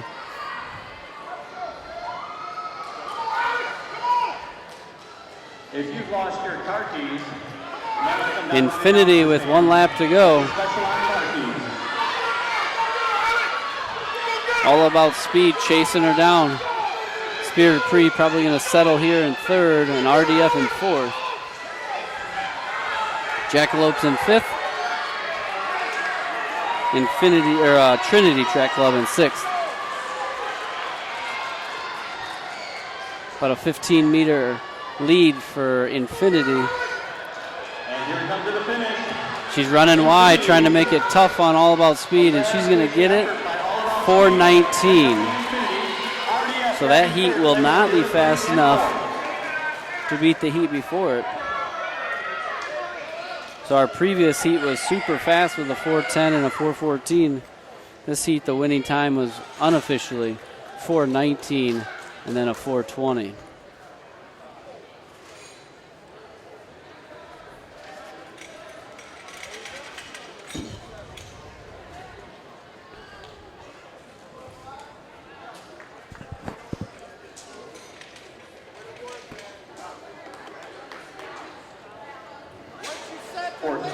This is the fourth of 5 sections. In this heat, we've got We're lining up the fourth heat of 5 heats. So we're down to our last 12 teams.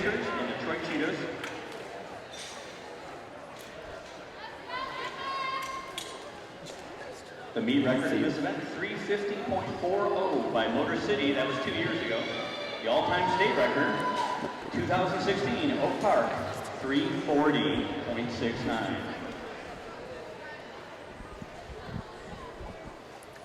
All right, our teams here in our fourth heat.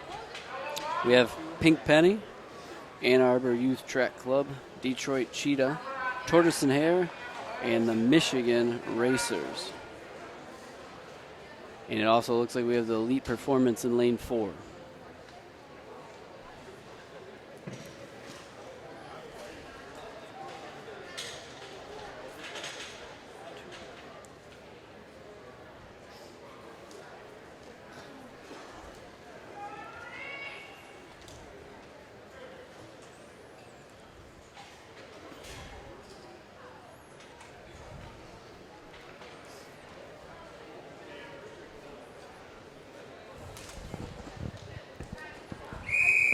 Pink Penny will start in lane 1. Ann Arbor Youth Track Club in lane 2. Tortoise and Hare in lane 3. Michigan or Elite Performance in lane 4. Michigan Racers in lane 5. And Detroit Cheetah in lane 6.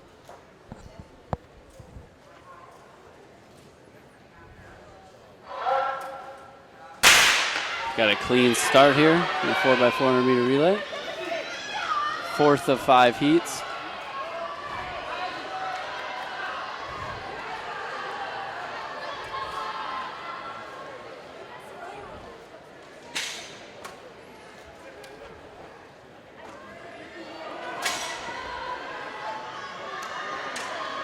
At the break, that is Elite Performance in the lead. Elite Performance. Isabella Davis with the lead. We've seen her run some really good times this week. And yesterday, her 4x200 meter relay time was crazy to get her team in the lead. She passed everybody on the outside. In 4th, that is Tortoise and Hare. So we have Elite Performance's Isabella Davis in the lead. Chasing her looks like Michigan Racers, Brandy Kroll. They're both going to come through, and they're going to split about a 59. 60.9, that opener. 59 and a 60 for the two. And that's Michigan Racers into the lead. Elite Performance handed off to Grace Stark.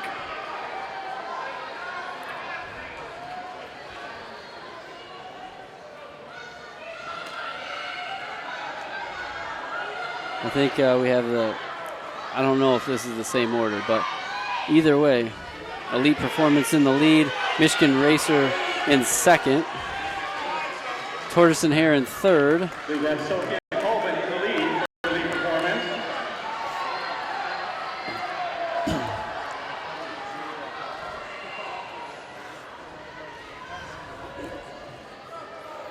Coming up on the 3rd leg here. The 2nd leg ran a great leg as well. She's going to run just over 1 minute in her split. 62.8. Elite Performance out in the lead. Michigan Racer, Tortoise Hare 3rd. Cheetah, Detroit Cheetah Track Club in 4th. Pink Penny in 5th. Ann Arbor Track Club in 6th.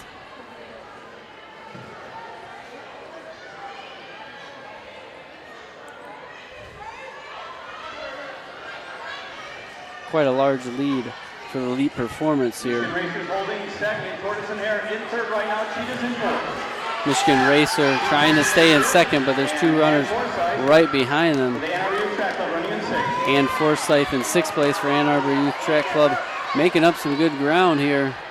Her team might be just a little too far behind, but they're running for time, trying to finish in the top 8. Looks like they're going to hand off to one of the better 800 runners, so we'll see what Ann Arbor Youth Track Club does. Elite Performance hands off the last leg with the lead, on pace for about a 4:10, but Michigan Racer has a very, very tough last leg here. Victoria Hellingenthal, who is supposed to go 3rd, but a little switch here. She's going anchor leg. See what kind of ground she can make up.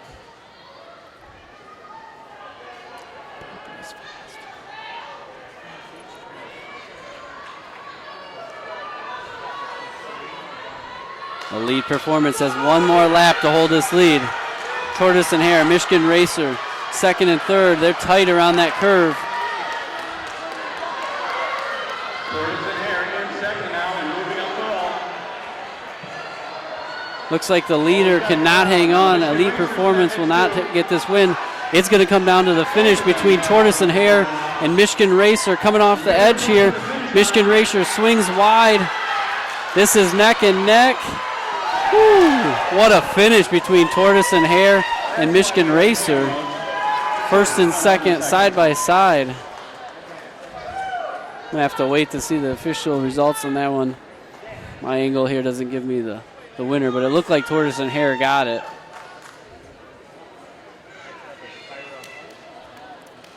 Maybe tortoise and hare by a whisker. We still have one heat remaining.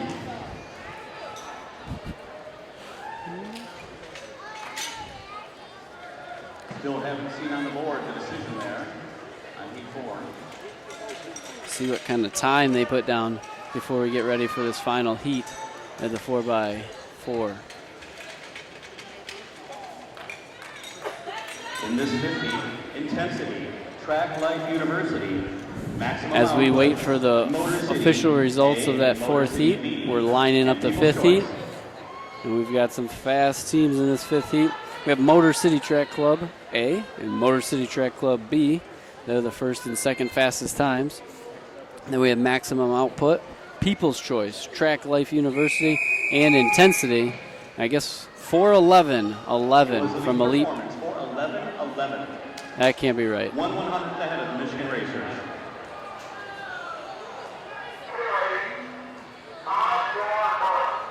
I think they got the teams wrong. Personally, Elite Performance was not first place. It wasn't even close. There's Michigan Racer and some other team. But anyways, we're on to the 5th heat. Intensity, Track Life, maximum output, Motor City Extra, and People's Choice.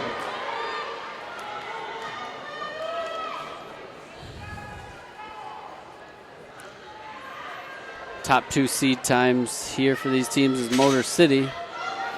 Looks like Motor City are in first and second as they break. And that is Motor City in the lead. Clean break there. We got Motor City in the orange. We got Motor City in the black. Intensity. Motor City squad perhaps the best in the nation. They lead the list this year, 3:48.53. They did that in Arkansas.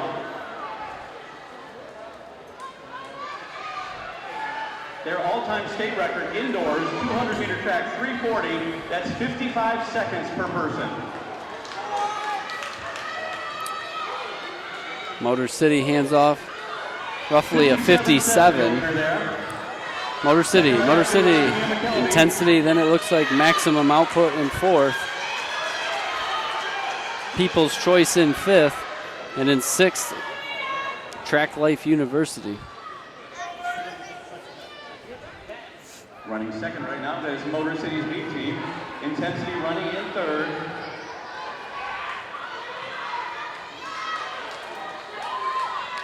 Motor City Track Club, 1st and 2nd. Maximum Output in 3rd. Intensity 4th. People's Choice in 5th. And Track Life University in 6th. The listed order we have for Motor City is Carlita Taylor, Tamia McKelvey, Jayla Jones, Janae Barksdale, but there's been some switches there. Here we come, the halfway mark handoff. And the handoff to the 3rd leg here. 16.1. On pace to be just under 4 minutes. Motor City's qualifying time was 3:55. People's Choice in 4th.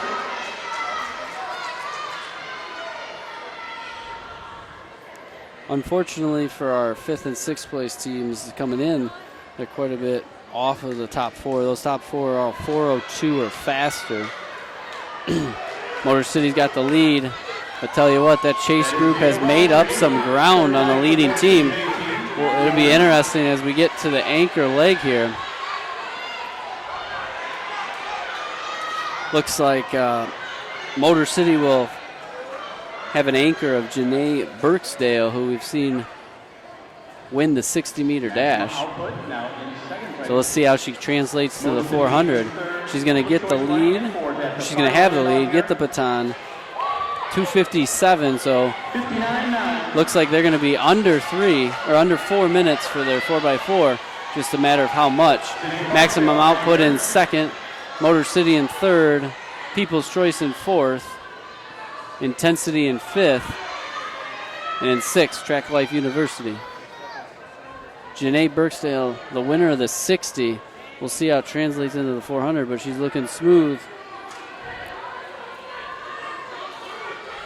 She's going to really have to keep pumping those arms, moving those legs.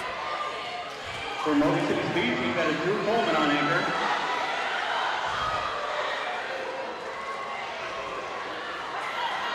She's got 100 meters to go. Looks like maybe 3:57. She's going to run unofficially 3:56, maybe 3:55 to match their seat time.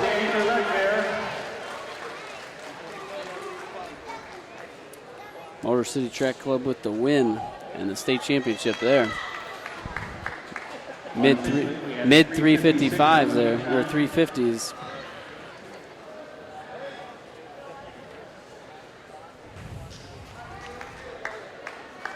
A couple of people here have lost their car keys up near the bathroom. They weren't turned in.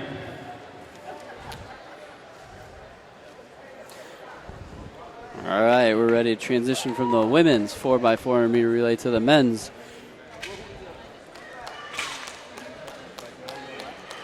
Four teams. Looks like 4 teams in the first heat of the 4x4 for the men. Our final running event of the day will be the men's 4x4. We've got 5 heats.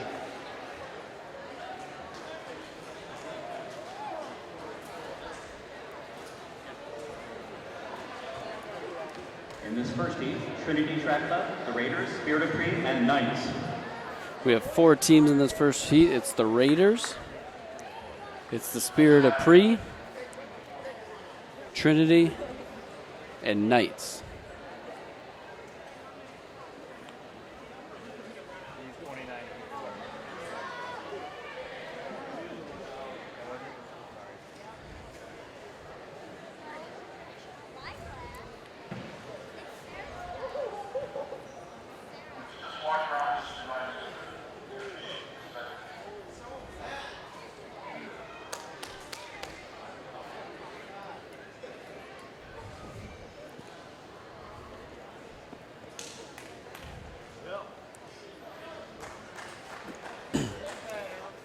Not sure what the holdup is here for this first heat of the 4x4.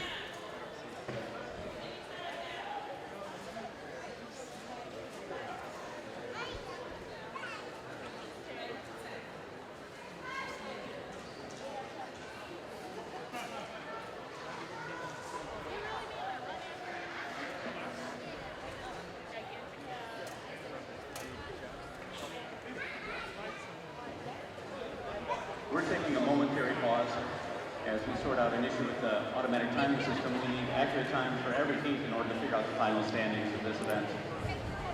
Sounds like they're having an issue with their automatic timing system, so they want to sort that out so that all heats and teams get accurate times. As you look down the home stretch there, boys are taking some extra stride outs. Must be panicking.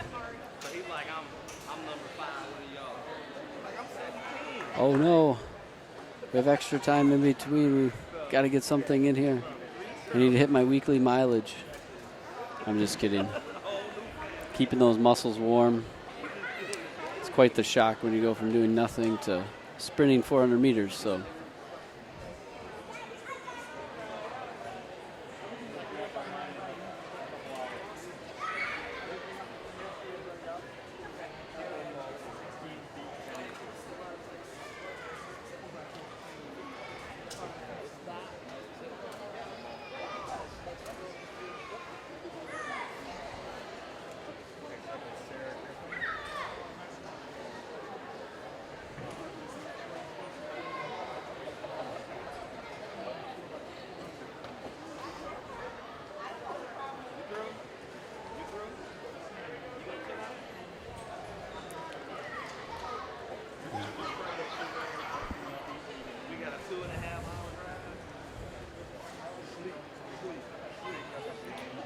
So far this weekend, Aquinas College has once again hosted a great indoor state meet for the MITS Indoor High School State Championship.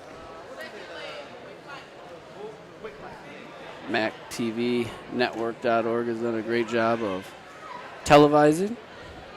All the volunteers and officials have done a great job keeping the meet running smoothly. Sometimes you just get these technical difficulties. This is our final running event, and it sounds like we're getting the whistle to start this race.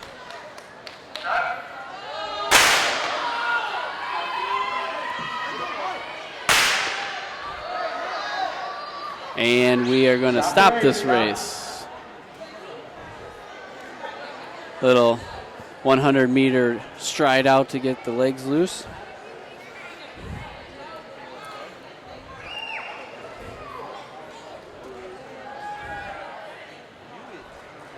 Not sure what happened there, but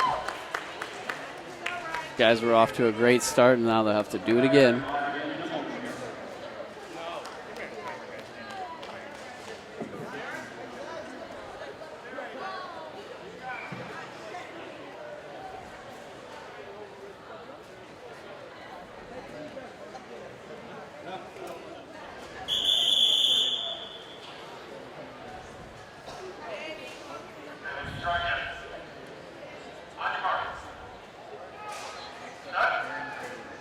And they're off again. Okay, here we are, the men's 4x4, Trinity, the Raiders, Spirit Free, and the Knights.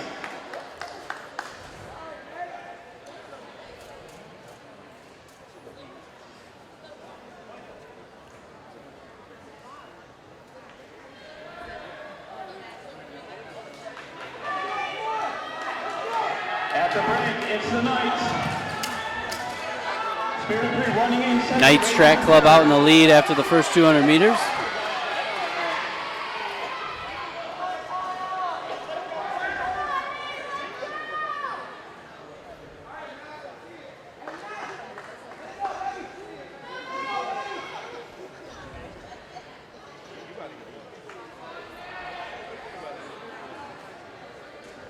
Okay, Knights in the lead at the handoff over Knights Spirit Free. goes through about 55. Raiders running in third, Trinity in fourth. A lot of these guys aren't wearing jerseys that show what their team name are. So it's hard to tell exactly who's who.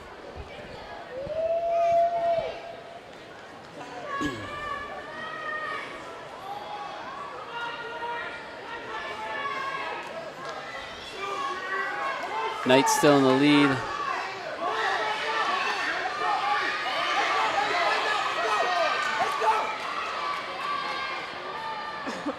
The Knights still leading Spirit of Free. They're well ahead of the rest of the field. Trinity is running in third place now. Raiders in fourth.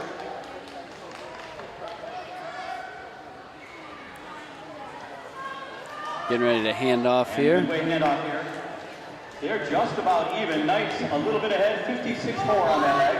And Spirit of Free right into the lead. Spirit of Pre takes the lead on the first curve of the third leg. The Spirit of Free team, Aaron Milling, Grant Peters, Derek Lehman, and William Downey. Looks like Knights Track Club. Knights Track Club decided it'd be better maybe to follow Spirit of Pre. Injuries, outings, etc. There's been a lot of substitutions.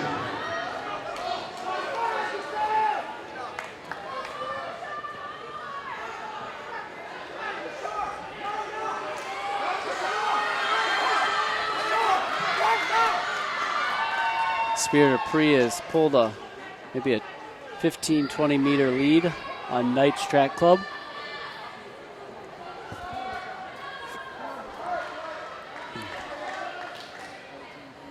Handoff here. 2:45 through 3 legs.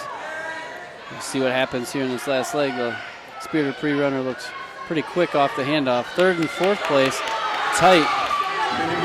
Neck and neck there, so one runner's forced to run in an outside lane the whole time.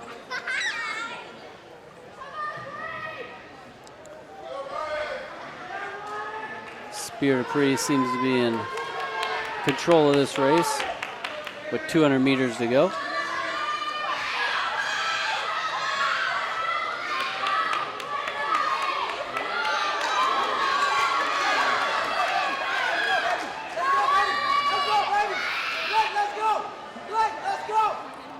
Spirit of Pre going to cross the finish line somewhere right around the 3 minutes and 40, 3 minutes and 39 seconds. So 3:39 for Spirit of Pre.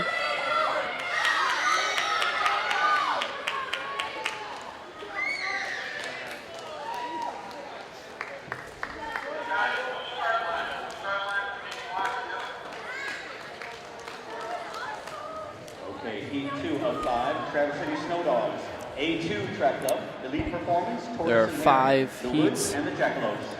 5 heats of the men's 4x4. We're getting ready to start the second heat.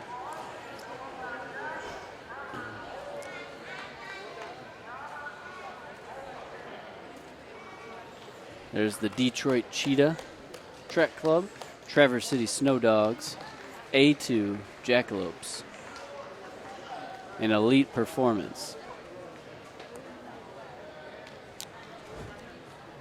And the Woods Track Club. Can't forget the Woods Track Club.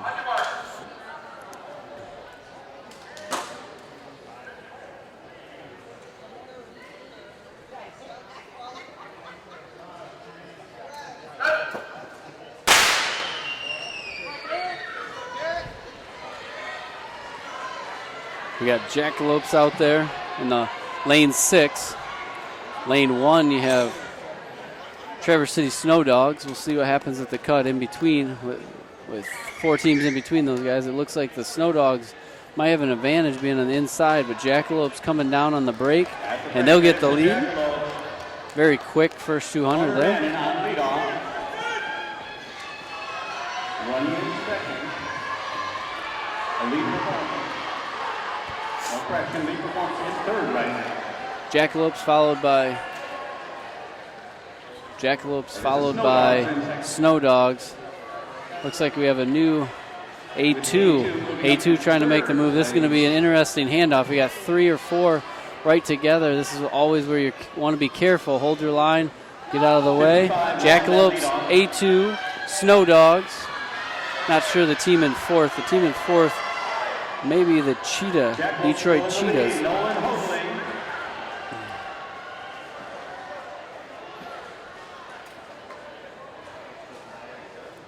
Little change of order here.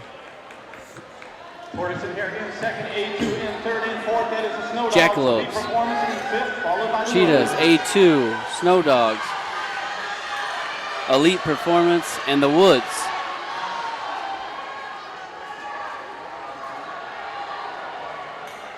Big move by the Snow Dogs into second place. And they're going after first. Here we come up to the halfway Coming up with the handoff here. Snow Dogs all the way to the lead. In the advantage here.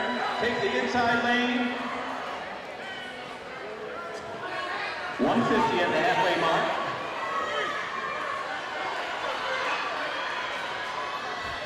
A little bit of confusion there at the handoff. Some people running into others. But nobody falls. Everybody's good. Snow Dogs with the lead.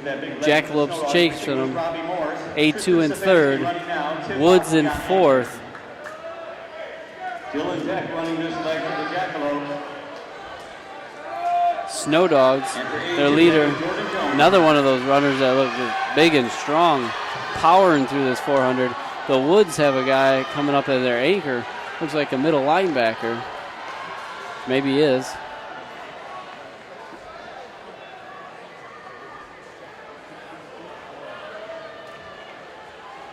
Snow Dogs are going to take off with that last leg in the lead. Jackalopes in second. The Woods in third. Elite A2. Snow Dogs continuing to lead.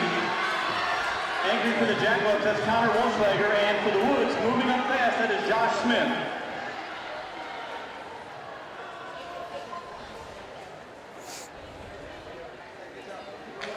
These top 3, anybody in these top 3 has a chance, I think. Snow Dogs with about a 10-meter lead. Jackalopes looks a little tight. The Woods in third. That is actually Levi Goble for the Woods, and here he is. Challenging for second. Moving into second. Down this final set. Stretch of the race. Snow Dogs Snow Dogs at the front. going to run 3:39 as well. The Woods 3:43. Good race.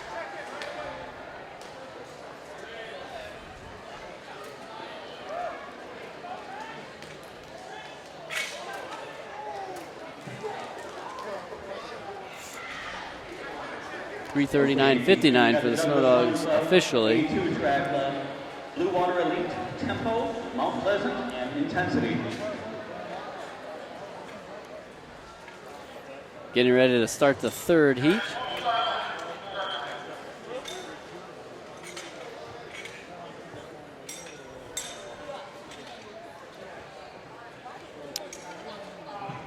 We have Tempo.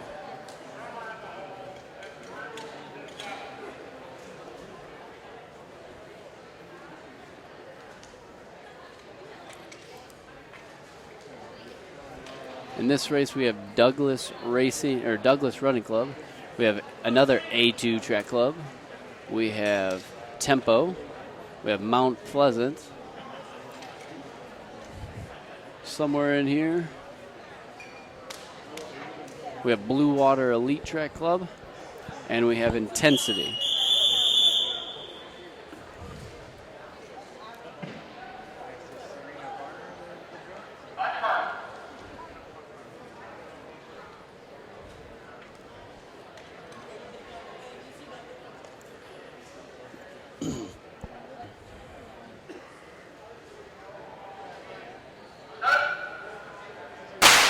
And heat 3 of the 4x4 men's relay is underway.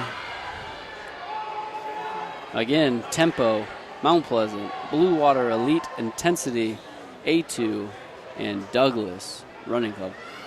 All 6 teams in this race. Looks at the break, I'm not sure. Intensity in the lead with Tempo in second. Mount Pleasant in third place. Intensity, Tempo, Mount Pleasant. Just behind Mount Pleasant. In fourth place is A2. Douglas is in sixth. So that leaves Blue Water Elite Track Club in like the multicolored shirts. 53 point something for the first leg of those lead group. That's fast. It's a great opening leg to have.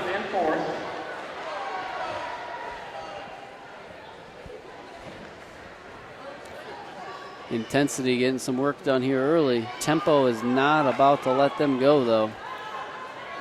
Mount Pleasant in third, A2 in fourth. Blue Water Elite Track Club in fifth, and Douglas Running Club in sixth. Tempo starting to pull in the leader right now. Tempo's only back about 10 meters. He was about 20 or 25, and now he is reeling him in as they're going to get to the exchange. And there's not going to be much separation as they head into the third leg. In fact, Tempo with the lead, and he's going to cut in right in front of Intensity as they head around the curve. A2 getting passed by Mount Pleasant on the outside. Fifth and sixth place a little bit out of the picture there, but this is a two-team race right now between Tempo and Intensity.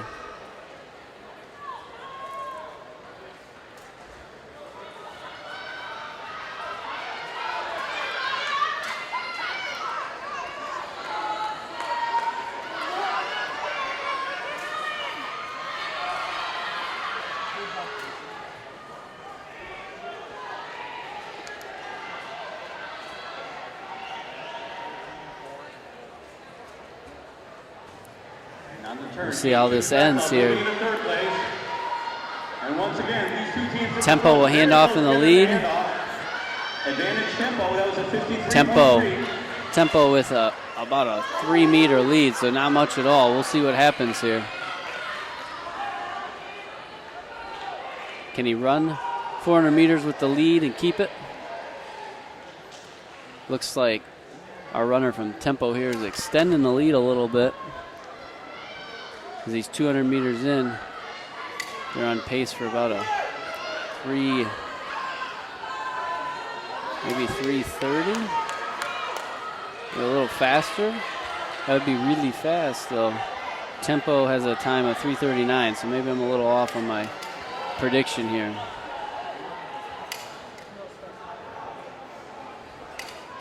Yeah, I'm going to be a little off. Tempo looking a little tight. Intensity coming strong, but Tempo will keep the win with roughly a 3:34. Oh, might have been Mount Pleasant at the line there. 3:34.73. So Tempo 3:34. That's a 5-second PR from their qualification time. Intensity 3:35. That was actually Tempo that won that race. 3:34.73. The time was probably correct.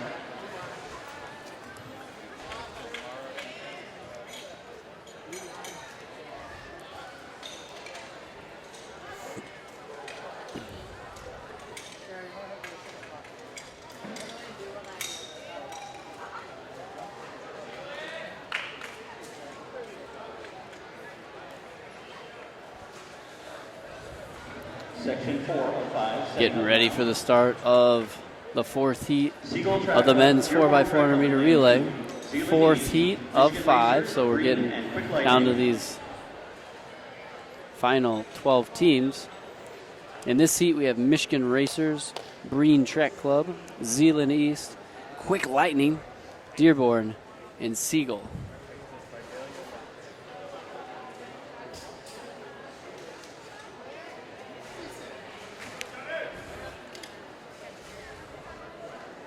Breen will be wearing the white tops. Michigan Racers will be wearing the purple tops. Zeeland East will be in the yellow top.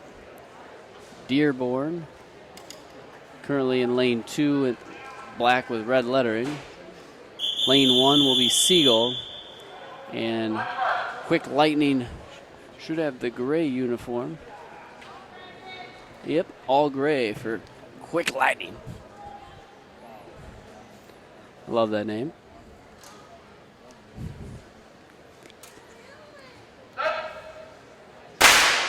And they're off. Clean start. Seagulls in lane 1. A lot of people have been wearing those uniforms. They kind of confuse me because they look like the tortoise and hare uniform. But I guess they're called the Seagulls in this race. At the break, it looks like it's Michigan Racers and Quick Michigan Lightning. Racer look like they're in the lead, but Quick Lightning makes a move into the lead. Dearborn now moving into third. Dearborn in third.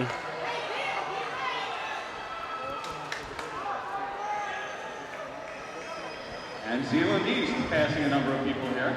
But Quick Lightning will be the leader. Quick Lightning going to hand off in the lead. Roughly a 51.8. What a first leg for Quick Lightning there.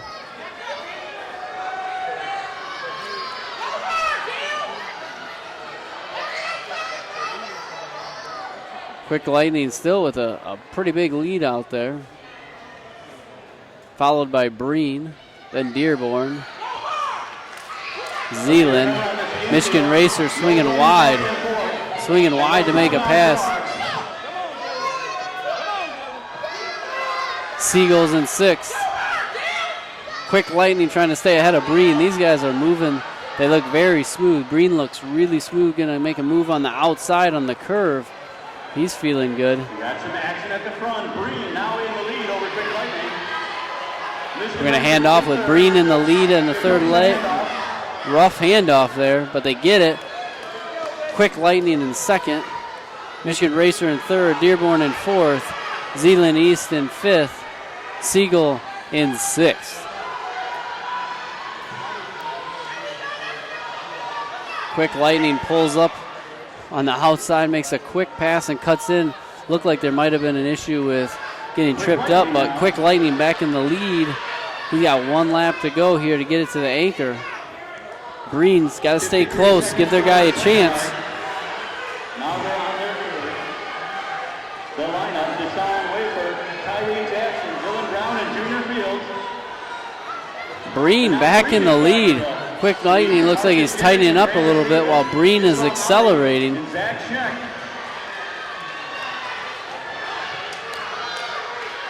Better handoff here for Breen. Quick Lightning That was a 55-second lap. gets the handoff in second. Michigan Racer third. Dearborn fourth. Zeeland East fifth. And Siegel will get the baton in sixth there.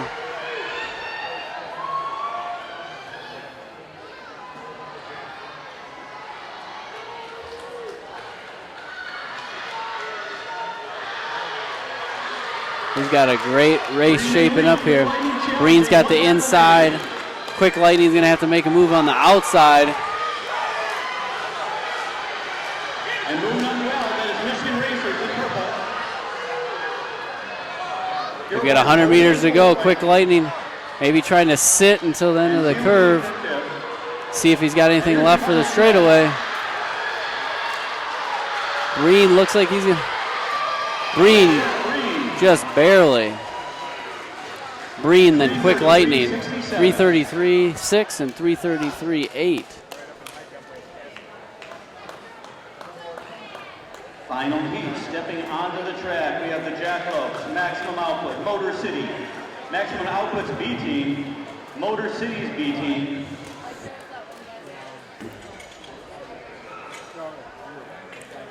Correction on that, okay. Jackalopes, Maximum Output, Motor City A and B, the Michigan All-Stars, the Michigan Accelerators.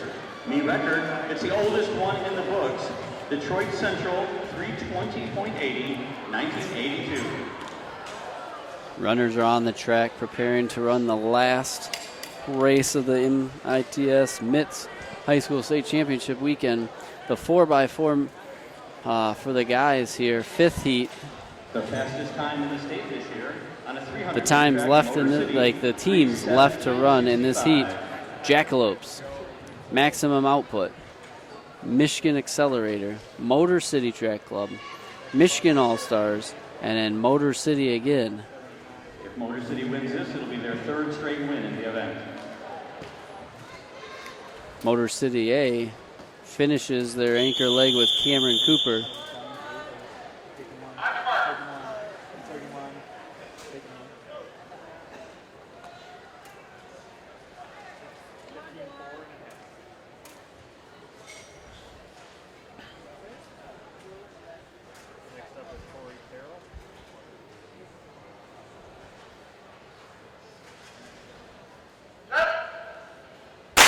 And they're off.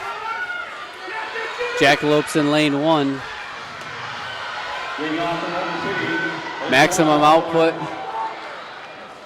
in lane two. For the All-Star, Sean Duffy. Let's see at the break here. And that is Maximum Output. Maximum Output. But Michigan Accelerator gets in there. Michigan Accelerator out to a fast start. They've got the fourth fastest seed time, but the top team is 5 seconds ahead of second place coming into this weekend.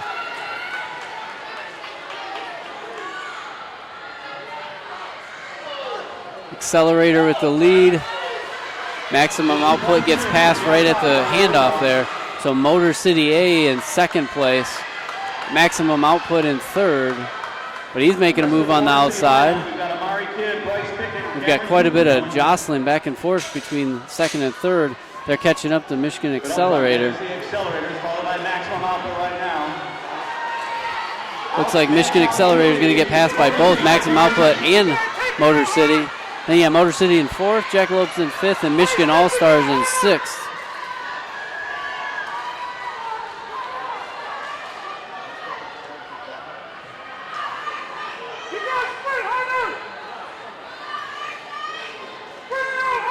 Third leg handoff here.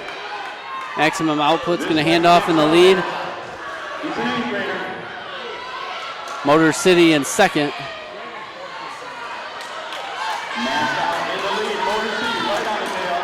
Accelerator's running in third place. Motor City B running in fourth. Jackalopes in fifth. This is a two-team race between Motor City and Maximum Output. Motor City being forced to run an outside lane. Can he get to the curve? Maximum Output keeps Motor City in the outside part of the lane. Neck and neck. They are not letting up here. is going to be very close. It's going to be maximum output, most likely handing off just a stride or two ahead, but Motor City closes with Cameron Cooper, our 800-meter specialist. And here they go. Maximum output with the lead. Cameron Cooper, does he have the turnover in the 400? We know he's got the endurance. He ran a 47.9 on the relay. That curve was just really fast for Cameron Cooper. He's going to go around maximum output here. He's going to cut in. He's got the lead with about 150 meters to go. He's got the lead, and he is pulling farther ahead. You got to know he's got the endurance, and he's obviously got the speed here. Got the baton 2 meters back. He's going to finish 25 or 30 meters ahead with a time of 3:23. 49 seconds that anger. Max out in second. Good battle for third place. It looks like the All-Stars inches ahead of Motor City. Jacob Wallace angering from Jackalope. 3:23. Motor City wins the final race of the day. 3:23.79.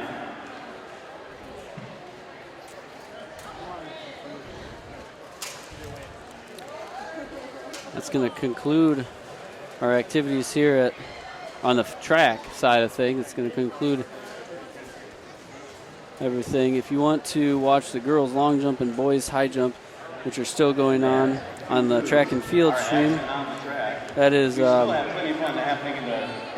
MAC and the men's high jump. MacTVNetwork.org/live2. Track and field, or the field event's still going on. But from the track side, we're going to be done here at the MITS High School Indoor Track and Field State Championship held at Aquinas College, brought to you by MacTVNetwork.org.